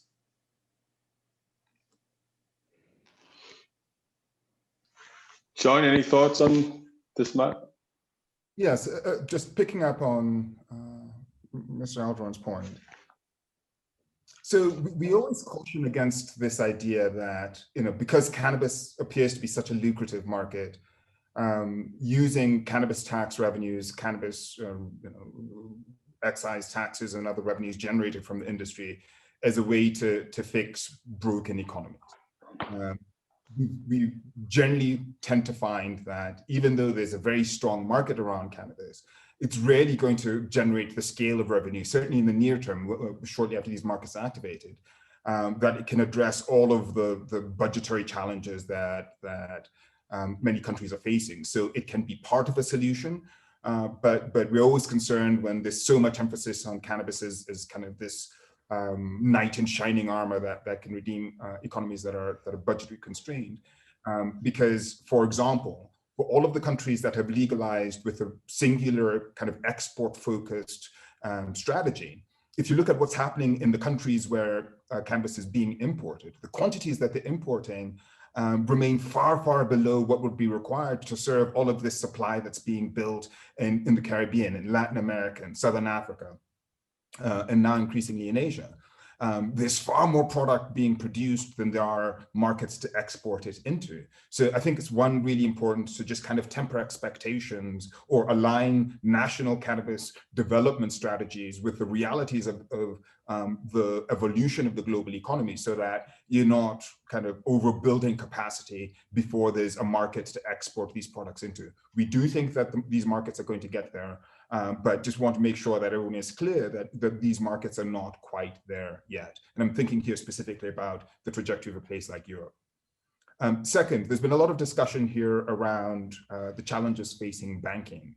And maybe on that, I would just say, I think everyone who's involved in cannabis right now should be paying very close attention to what's happening in the US with the presidential election, not only for the broader implications about US national strategy, US national or US federal policy internationally, but critically around this difference in approach between the Republicans and the Democrats on cannabis regulation. The Biden team have indicated that they would deschedule cannabis, which would kind of really address many of the challenges around the federal-state disconnect, and critically create an opening by which you could have greater access to banking. It's not going to alleviate all of the challenges that some banks have, or concerns some banks have about banking cannabis as a scheduled substance or as a controlled substance in a highly regulated environment. But we do think that descheduling would be hugely catalytic to both opening up the American market, opening up American capital,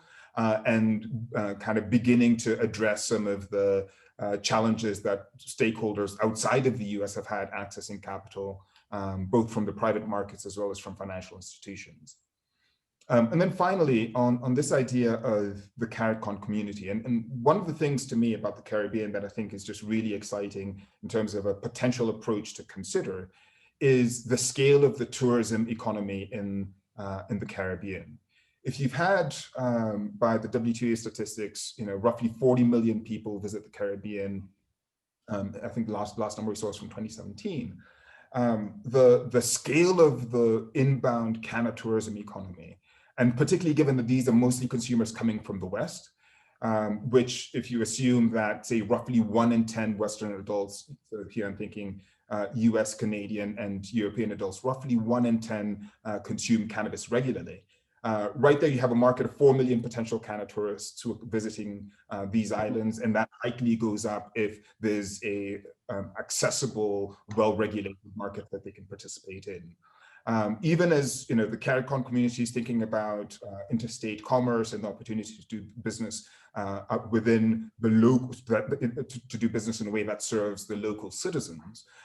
Really important to add on the very significant opportunity that we see for the Caribbean to really set the benchmark around what canna tourism looks like, medical canna tourism specifically, because we think there would be a lot of interest once we get through this kind of travel constrained COVID environment for people who are both looking to get back out and travel, but also to experience cannabis in these beautiful destinations in a way that has really never been done before. John, it's funny when you're in something like I am, but you're now taking on a role of being a moderator. You sort of have to put this filter to say, like, let me put my opinion to the side and be a moderator, right? Because I said I'll do it. But from a business perspective, with that lens, I'm a real believer, Minister Dunn, with all due respect, that the players in the market have to determine who does what. But I think that what we can do, and what I'm taking huge encouragement from this discussion, and I would love to take this forward, separately from this, to just develop something. So we're not just talking good ideas, but we make this manifest into something. Is the size of the market that we're now talking about in terms of the Caribbean. 40 million tourists, 10% of them is 4 million people. We have 10 million people within the English-speaking Caribbean, right? You're now talking about a very good-sized market. You're talking about, from a foreign investment perspective, that's a much longer horizon in terms of the amount of capital someone's willing to deploy and when they're looking to get it back, because now you're talking about much greater scale. And I think if we just look at the Caribbean, we compete very well. We compete very well. We get along, but we compete very well. We have insurance companies headquartered in Barbados, in Trinidad, in Jamaica. You have every different industry competes very, very nicely. And I think at the end of the day, there's certain areas in which Jamaica has perhaps an unassailable advantage. When it comes to the consumer and their association with cannabis, I don't know that's going to be surmounted by anybody else in the region anytime in the near future. But when it comes to now doing things like, for example, if no one's been to like Mustique or some of the other islands in the Grenadines, when you think about now creating a very high-end medical retreat and service, it stands out. People would pay top dollar, I think, to go do that and have a cannabis medical treatment regime in an environment like that. The point being is that I think there's more than enough opportunity, capability, that if first and foremost we could get the regulators and the different government policymakers on the same page to say, let's really look at just making a bigger market, making it simple for Jamaica to sell to St. Vincent, for St. Vincent to ship to Antigua, for Antigua to buy from Barbados. If we made that simple, and then those tourists then had access within whichever market that they wanted to access, I think it has huge boon for everybody involved in this. But again, I'm giving my opinion, and I don't think I'm really supposed to do that when you look up the role of a moderator, so forgive my indulgence where that's concerned. I do want to go to the Q&A. We have gone a little bit over time, and we've tried to be with these sessions very much on time to respect everybody's input. So if you can indulge me for a little bit more, I do want to address some of the questions in the Q&A from our attendees. Let's see. Let's go to Julia Manolis. What do the panelists think about inclusion of the locals in the communities most impacted by the criminalization of the plan? I think we've kind of touched on that. What each island is planning to do to hire locals in. Oh, okay. So here's a good one. We've talked about ownership of the foreign versus local, but is there anything in terms of a perspective from a regulatory viewpoint about hiring practices within those operations? Julie's specific point is, in terms of executive levels of governance in those organizations, is any opinion from any of our regulatory bodies as far as involving that? Yeah. I mentioned it earlier in past, where I said that from the authority position here in Antigua, we have made recommendation to amend our law to allow for employment of nationals, not only at the low end spectrum, but right across the spectrum of the industry. So that is something we are concerned about, because we think that equity is very important and building wealth for the local population, not just the foreign company taking everything from within the economy. So we see that something is very important to us. Also with ownership, right? We recommend amending the law so that if a foreign investor wants to get in partnership with a local person, he cannot own no more than 40%, while the locals own the rest. That is something 40%, okay. Make us to enact in law. Okay. Douglas? Yes. Within the Jamaican context, the regulations speak to what we call substantial ownership and control. And what that means is that the Jamaican interest must always dominate at the ownership level and at the directorship level. So the Jamaican interest is always preserved in every single license that is issued. So there's Lincoln, a kind it's of 51%, 40, percentage. right. So you're saying it's the 49% is the cap, but you're saying there's also a directive in terms of board seats?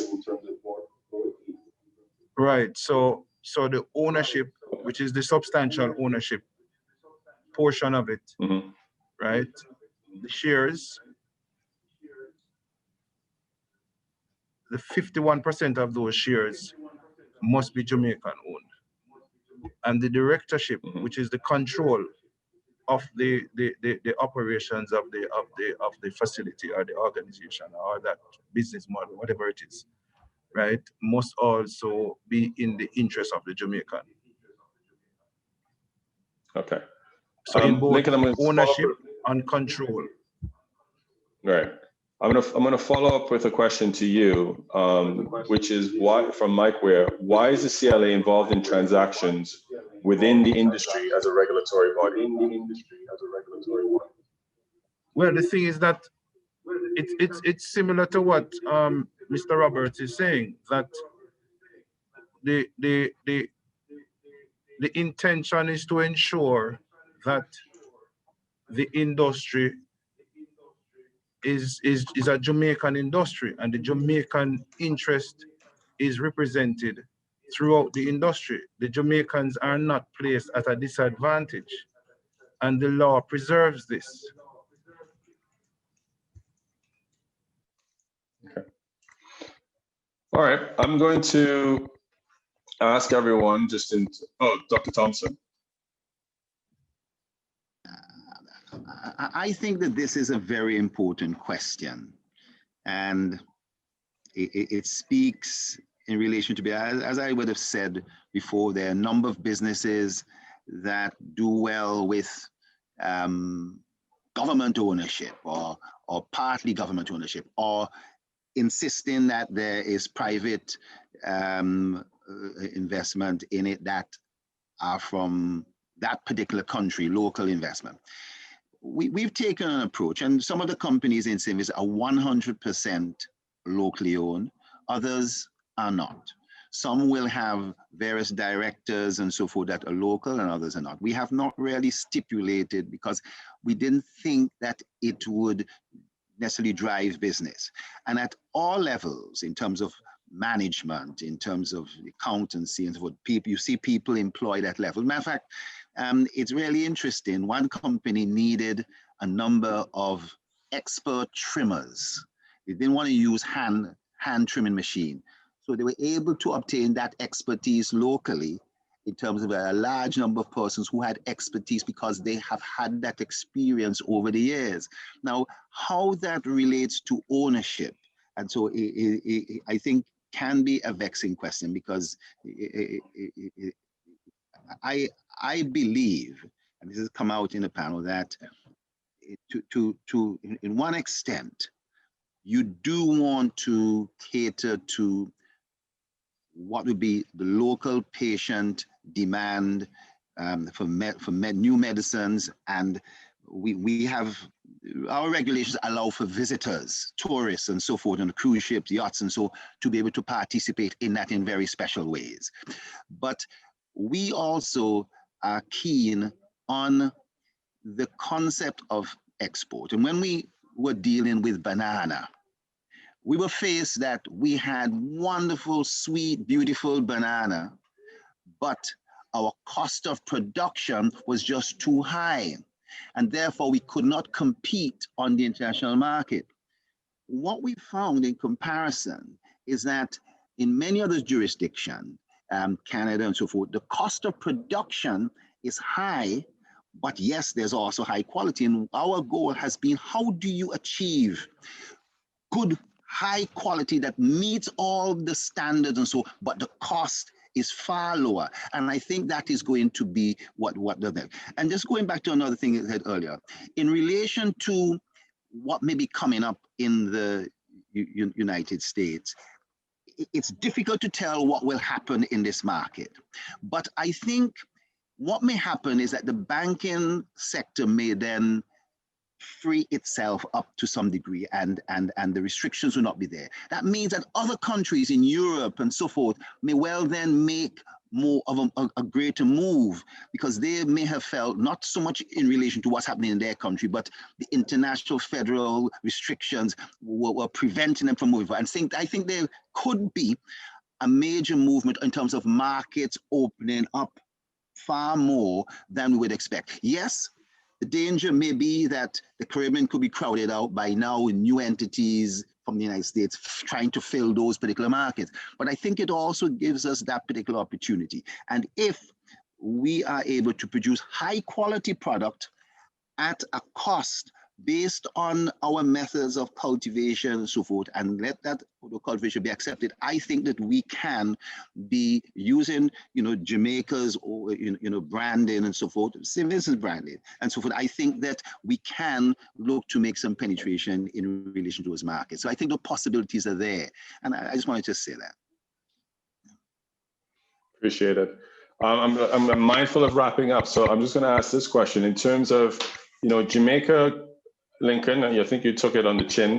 Quite a lot of took the brunt of complaints regarding the facilitation of the smaller farmers in the industry. And I know you have taken some steps to put a program in place to address that and allow a better entry point for it.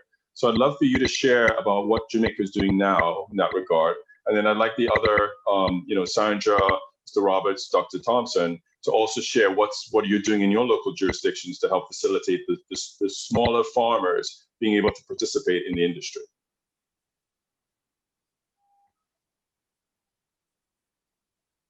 Thank you. Lincoln,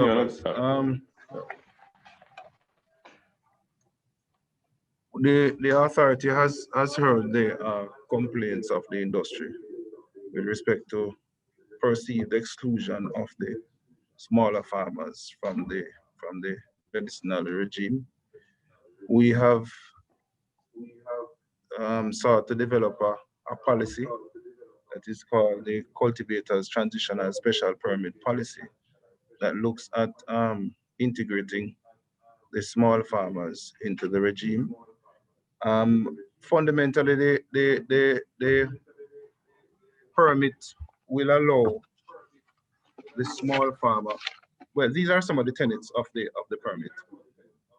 The duration of the permit will be 2 years. The permit will also give that small farmer status, so he will no longer be cultivating in an illegal space, right? The permit will also give him a foundation, so a platform for him now to transition into from being a permit holder into a license holder, right? The cost of the permit will be about half the cost of a license. So the barrier for him to enter would be much reduced, right? The permit holder will also be able to apply for waivers, deferment of fees, and a payment plan in the same way that a licensee can do right now, right? And there are many other benefits that can be derived from the small farmer holding such a permit. So the intent of this policy is basically to allow to ease these small farmers into the regime, right, and allow them to realize some of the benefits that they believe they have been denied over time. Right, we are conducting extensive consultations, and the feedback has been overwhelming. There's a lot of support.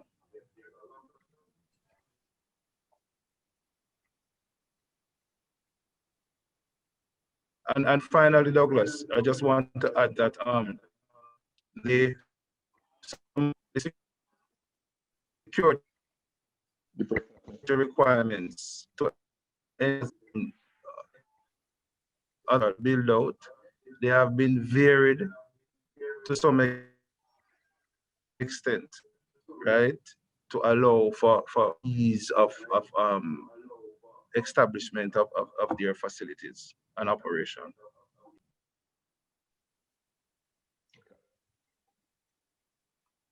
Sandra, can you share a little bit about how the BVI is adopting a similar, Well, addressing that same issue, I should say? Yeah, so the legislation hasn't been passed yet in the BVI. So it was something that would have been, obviously discussed at the agency level as to what can be done. And it's built into the regulatory framework, which is to give consideration to applicants that have local participation, local farmer participation.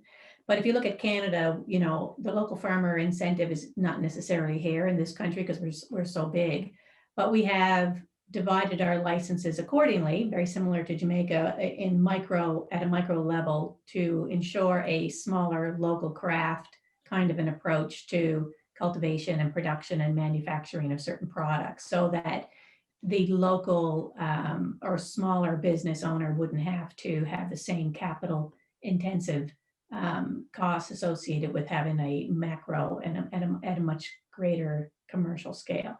But I think, in the interest of time, I won't chew up the last bit of time, but I will defer to Mr. Roberts and Dr. Thomas if they want to talk about their approach. Hello, please. I would say from the start, traditional cultivators have been at the heart of the strategy. As a matter of fact, we employed a number of community liaisons as part of the Medicinal Cannabis Authority staff to liaise with these traditional cultivators so that they would have a better understanding of policy and rules and so forth at their level. This is as opposed to our inspectors who would go and do the various inspections. So we have community liaisons that are able to bring back issues that they're facing and challenges and so forth. Investors who are major investors must buy product from traditional cultivators. We have a system in place to be able to do that. And we also have manufacturing only investors who buy 100% of their product from local and traditional cultivation. I think this has really gone fairly well. Now, the cost, I'm surprised you with this, the cost of a license fee for a traditional cultivator is free for 2 years, free. But they face a simple application fee of 100 EC dollars or 35 US dollars for the application. We've done this really as part of the process of incorporation. I know that's a difficult process in terms of an MCA that has to function and so forth. Now, the TCs, traditional cultivators, we call them, they have access to banking. And some are now starting to, they've been shy of this, but they're now starting to basically sign up as an easy process. And I believe the process has been working. And, I think that it is something that we have to continue looking at. Clearly, the industry has to grow, but it is going to, I think we're particularly proud on the fact that we have incorporated the traditional cultivators from the start. And this has been because in the past we've had fair trade with banana. We understand all these particular issues, but we felt very early that we must really do that. And it's been facilitated to a great extent. And I think it's going to reap some dividends as we go forward. Thank you, Dr. Thompson. Mr. Roberts? From the start, our legislative framework take into consideration our, I'm going to use it loosely, traditional farmers. From our perspective, most of our traditional farmers were the Rastafarians. Most. So the legislation is set up in such a way that the Rastafarian, once they form a company, a limited liability company, they can apply to the authority and there is no licensing fees ever for them to operate their business. But there are some, we believe that there are non-Rastafarian cultivators out there, but none of those individuals have come to us and asked any questions. So from the Rastafarian side, they are well taken care of. Not only from the Rastafarian forming a company and there is no licensing fees, from the sacramental side also, they don't pay any fees once they have applied and they obtain their license. And they have applied. And I want to say from the sacramental side, the Rastafarian, if my memory serves me correctly, won a case against the government in about 1999, I think, for the sacramental use of cannabis as a constitutional right. So they are enshrined in law to get their license free. We also have the confectionery sides, the cookies and all those people, they produce them right in Antigua. But the issue is they are not licensed. A few of them are infused products. A few of them have came in to see the authority. And in part of the proposal that we have sent to the legal person and the policy makers is that we bring down the price on manufacturing of infused products for locals. And also we bring down the price on the cultivation, because even though the other persons who we know that are out there cultivating things and are selling are not coming in, I guess once the price come down, they too will come into the authority, we believe, and comply with the rules from a regulatory perspective.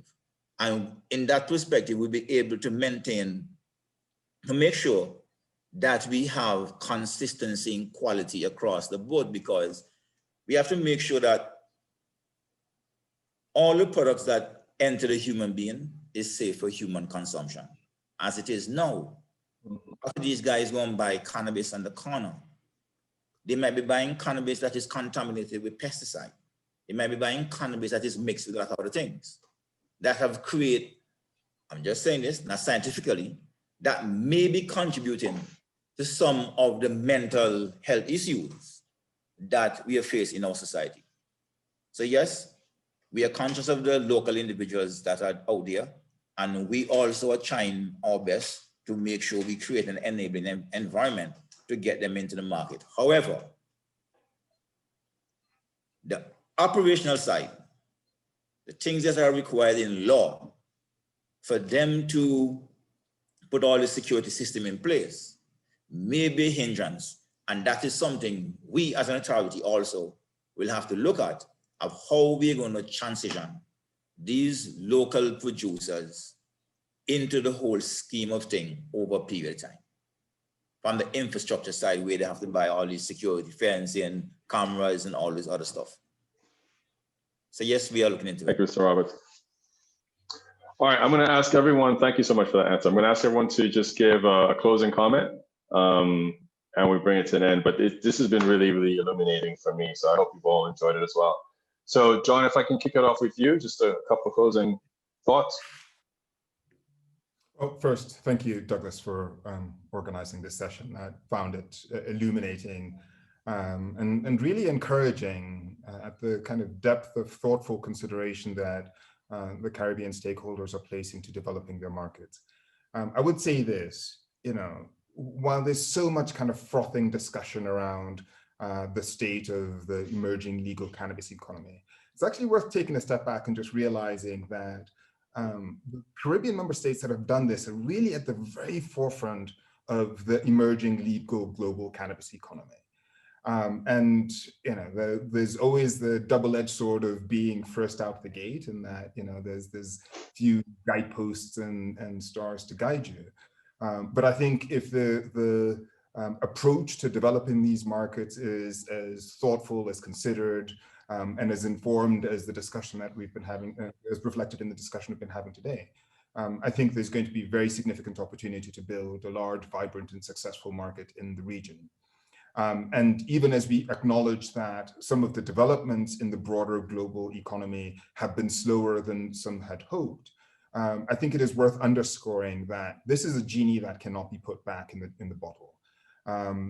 Everything that we're seeing, from the demographic trends to the kind of market economics around cannabis, suggests that this engine is only going to continue to build momentum in the years ahead. And as we have seen in every market that we've observed, first movers generally have a very strong advantage in both charting the course of the industry and then ensuring that they capitalize effectively on these emerging opportunities. So I applaud the Caribbean nations that have done this. We don't envy the challenge of being the first movers in this environment, but we think there's a very significant opportunity that will emerge as we continue to see this broader industry build. Thank you, John. Dr. Thompson, your closing comments? Yes, thank you very much for allowing St. Vincent and the Grenadines and the Medicinal Cannabis Authority to participate in this webinar. I want to say that St. Vincent and the Grenadines is really open for collaboration with all the various countries that are moving in this direction, whether they're moving very rapidly or moving very slowly. I think that there are lessons learned and some experiences that can be shared to make that process a lot more seamless. While we have been busy, I really do want to say we're open to that level of collaboration. I am also open to that concept of a Caribbean brand. Any Caribbean brand, basically, I think will also help that of St. Vincent and the Grenadines. And I think we have to move, to move in that direction. And I think this is one of the things that the CARICOM Commission had really talked about. We are just about to open up our new state-of-the-art laboratory. This is laboratory from the standpoint of testing facility that's got all the glitz and the glamour and so forth of the facilities that could test down to the minutiae that will allow for export far and beyond our shores and make sure that the product is accepted in those particular areas. Because one of the great dangers and so forth is not really having those particular means. So I'm really, pleased about this recent accomplishment, and I'm going to keep abreast with CanEx webinars, what's coming up next, and certainly, this is a very informative series. I've listened to a couple of them in the past. I want to thank you very much for that whole education process. I would have preferred to have been in Jamaica, as I was last year at CanEx. I mean, I'm a medical doctor, and sadly, COVID and so forth. We just can't move as we want to. But I'm hoping next year, CanEx, look out for me. And then when St. Vincent and the Grenadines, invites you folks down, maybe for a volcano tour up the La Soufrière volcano, or maybe a dip in one of those lovely, glamorous waterfalls that we have, and to sample some of the stuff, right? And I'm sure we could arrange this. There you go. Minister Dunn, I really invite you to, on behalf of Minister Sabota Caesar, invite you to St. Vincent and the Grenadines to share, and I'm sure we'll have a great time down here. Thank you. Excellent. Mr. Roberts, your final words. Thank you, Dr. Thompson. The reason why I put up the beach behind me is that all of you are invited to come to Antigua. So I say no more on that. The industry is a young industry in the Caribbean, even though we know that we had among us producers illegally. But stats, data is very important for driving this industry.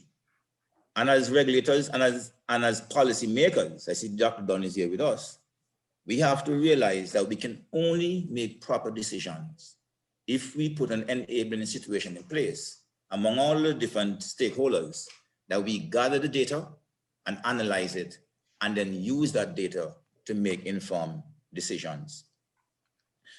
I'm hopeful. Again, I'm going to say this.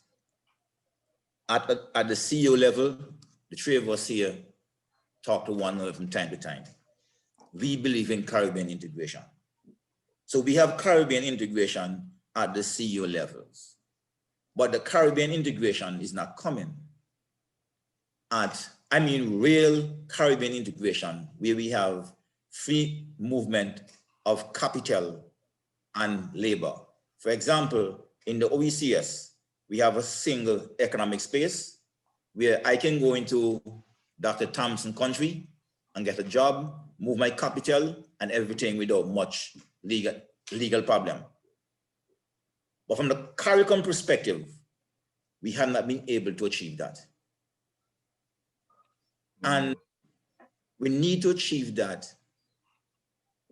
this goal in a very short period of time, because the world economy will, once it passes COVID stage, and if the Americans, because I did read an article online, if the Americans do what they intend to do about down regulating cannabis, removing it, scaling it down, it means that our banking challenge may become less. And as Dr. Thompson, I think, impugned, that Europe and everybody else will realize they don't have any further headache in moving funds.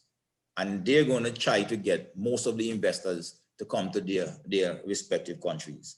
So the time is now for us as a people, and I'm calling Dr. Dunn, who is the politician among us, to lobby not only his politicians within Jamaica, but to reach out to the politicians across the region to make all of us come to the table and see that we're not competitors.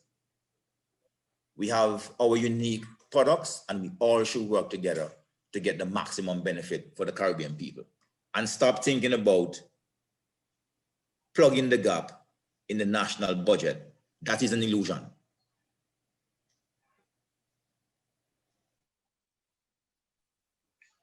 Thank you, Mr. Roberts. Sandra, your parting words? Thanks. I'm honored to be here and honored to be part of this conversation. Thoroughly enjoyed it. Thank you, everyone. I think by way of a closing remark, I think what my parting words would be is to really encourage the collaboration amongst the Caribbean states at the CARICOM level and to capitalize on your strengths, which is around, especially in tourism and agriculture, which the Caribbean has hands down over any other country, in my opinion. And, if you recognize at an individual state level, the market may be small, but, when you look at it as a unit at a together level, and you have huge potential to be such a major player in the cannabis industry. And through an organization or a platform that has that regional unity, the voice is much stronger and can help address some of the challenges, for example, around the banking, and to come up with a strategy. So would love to be part of that dialogue and to continue this conversation after today. Awesome. Thank you. All right, Lincoln, I'm going to ask you to go next. I'm going to save Minister Dunn for the final salvo. All right, Douglas. So since you're going to save Minister Dunn for the final leg, my comments will be very brief. All right, Douglas. First of all, do you know something we don't know? It's gonna finish hard, man. So I just want to say thank you for inviting me a part of this panel. There was a wealth of knowledge that has been shared. It is obvious that there is a lot of interest in the region with respect to cannabis. There's a lot of passion. I mean, we are seeing that regimes are being propagated throughout the region. There is growth and development. What we have noticed, though, is that there are a lot of similarities in terms of some of the challenges that we face, right? So it's against this background that I'm saying that there is need for greater collaboration, more sharing, more partnerships. We have started already, but there is great need for greater dialogue because our issues are very the same. They are related, and from a regulatory standpoint, I would just like to say that the authority is committed to continue the learning process. I mean, engaging the stakeholders, sharing and providing whatever assistance we can to enable the development of the industry, right? And we want an economically viable industry. We want an inclusive industry. And we want all stakeholders to be able to benefit from the Jamaican cannabis industry. Thank you again, Douglas. Thank you, Lincoln. Appreciate it. Minister Dunn, we've been warned that you're going to finish hard, so I'm bracing myself. I don't know where that's from, but first I'd like to say congratulations, Douglas, for being the founder of CanEx. I believe that it is a great avenue for discussion and assisting in developing this new industry that we have in Jamaica. So congrats. It's great to be participating as well, to at least I've met some of my brothers, I think from Caribbean islands, and our Canadian counterpart as well. It's always good to see our Caribbean brothers and sisters. I mean, our genetic pool is the same. So, so I know our friend from Antigua, I believe, studied in Jamaica, right? And I see where Dr. Thompson is yearning to come to Jamaica. I say, come the moment you can. The discussion has been tremendous. The opportunities, I believe, are abound. To say that Jamaica in 5 years, the word cautious was used originally, but we have come a far way in 5 years. 68 licenses, over 300 conditional licenses, 200 million traded amongst the licensees in Jamaica. We have also moved the needle to include the small farmers, the small cultivators, with our transitional licensing program and our AD program. We believe that, like what was mentioned before by, I think is John, that the medicinal tourism offers a tremendous opportunity based on the amount of persons who visits the Caribbean generally. And I believe it's a low-hanging fruit that we should all take heed and want to, and participate in. The original question about the role of a regulator, I believe, as I said before, was the great way to start a discussion. And what it has shown us is that there's also a role for a promoter, and therefore we need to look at the institutional arm that can separate this function, and that arm will look at the development of the industry itself, while the regulator looks at regulating the industry. I believe it's a great conversation that we have had today, and it augurs well for the future. I think we have learned a lot from just discussing it amongst ourselves, and from the questions the participants also asked of us. This is a great starting point. The biggest issue that we have, and I think John also mentioned it, it's interesting to see what will happen in the US election based on commitments that have been made by one of the candidates in particular. And that issue, I believe, will assist us in solving the greatest impediment to our progress, so to speak, which is the corresponding banking regulation. We know that there are other issues and other things that person can use in trade. I mean, bartering is the oldest form of trade. I don't know if that has been looked into any at all, right? And of course, new and emerging digital currency. And that, although that has its own issues and its own emerging trends that can look at in order to get around some of these things. But I believe that we're at a good place. The future is bright once we collaborate in some of the areas, as I mentioned before, in say pharmaceuticals or nutraceutical production, where we can individualize and develop expertise in this particular area and market those products as a Caribbean-wide product. Thank you very much again for inviting us, and on behalf of the team here in Jamaica, we are grateful for this ability to have a discussion and to say that we look forward eagerly for the next conference in Jamaica. Dr. Thompson.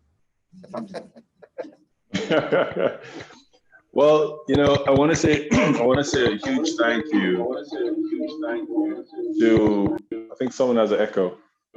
Yeah, I want to say a huge thank you to all the panelists who've given their time here today. I mean, this has gone on beyond our prescribed allotment of time, but I think the conversation has been important, and I think it's been dynamic, and I think it's also sort of opened up some pathways for further exploration that I think can collectively benefit the local economies as well as the collective opportunity to grow this industry. At CanEx, and I appreciate the kind comments, directed towards me, but I think CanEx has a really, this has been quite a journey. And what I will say that I admire and love about this industry is we're 5 years in. This would have been our 5th year hosting the conference in 2020. And I can go back to 2016 and the incredible frustration that some people felt in the industry because, you know, licensing wasn't happening as quickly as they wanted, et cetera, et cetera, et cetera. And now, you know, I've visited some of those folks who, you know, at that point in time, we could just visit a restaurant or stand in a bar and discuss it. And now they have a large cultivation facility that's full of cannabis growing, and they have their lab, you know, in process, and they're opening their dispensaries. And, you know, sometimes we lose sight of that. Sometimes we see the things that are problematic a lot more clearly than we actually take stock of the progress. But that being said, you know, I salute all the regulators here. I salute you, Minister Dunn, for coming in and jumping in and sort of subjecting yourself to the baptism of fire that exists in this industry. But I also say that, you know, that healthy impatience that permeates is a very good thing, because it keeps us all on our toes and it makes us all realize that we have a huge responsibility as well as a privilege to be in this position to help shape what happens next. Because what happens next and how it happens, I think has so much benefit for so many people that hopefully, you know, the roles we all respectively play and collectively play will be favorable to us, that we've done the part that we could absolutely do to help position us all in the best possible way for the future. So I want to thank everyone for their time, their inputs, their expertise. It's been a real pleasure and privilege on behalf of CanEx to be able to facilitate this discussion. I couldn't do this, and I can't sign off without saying a special thanks to my team, Asher, Dave, and Zamir, and the rest of the team. You know, they work very hard to make this happen, and so I really appreciate that. So thank you very much, everyone. Have a wonderful day, and we look forward to seeing you at our next webinar, which is actually going to be next week, Wednesday, when we talk about cultivation, and we talk about starting an enterprise from the ground floor up. So look forward to seeing you then. Thank you. Thank you. All right, Douglas, bye. All right, bye for now. Take care, bye-bye.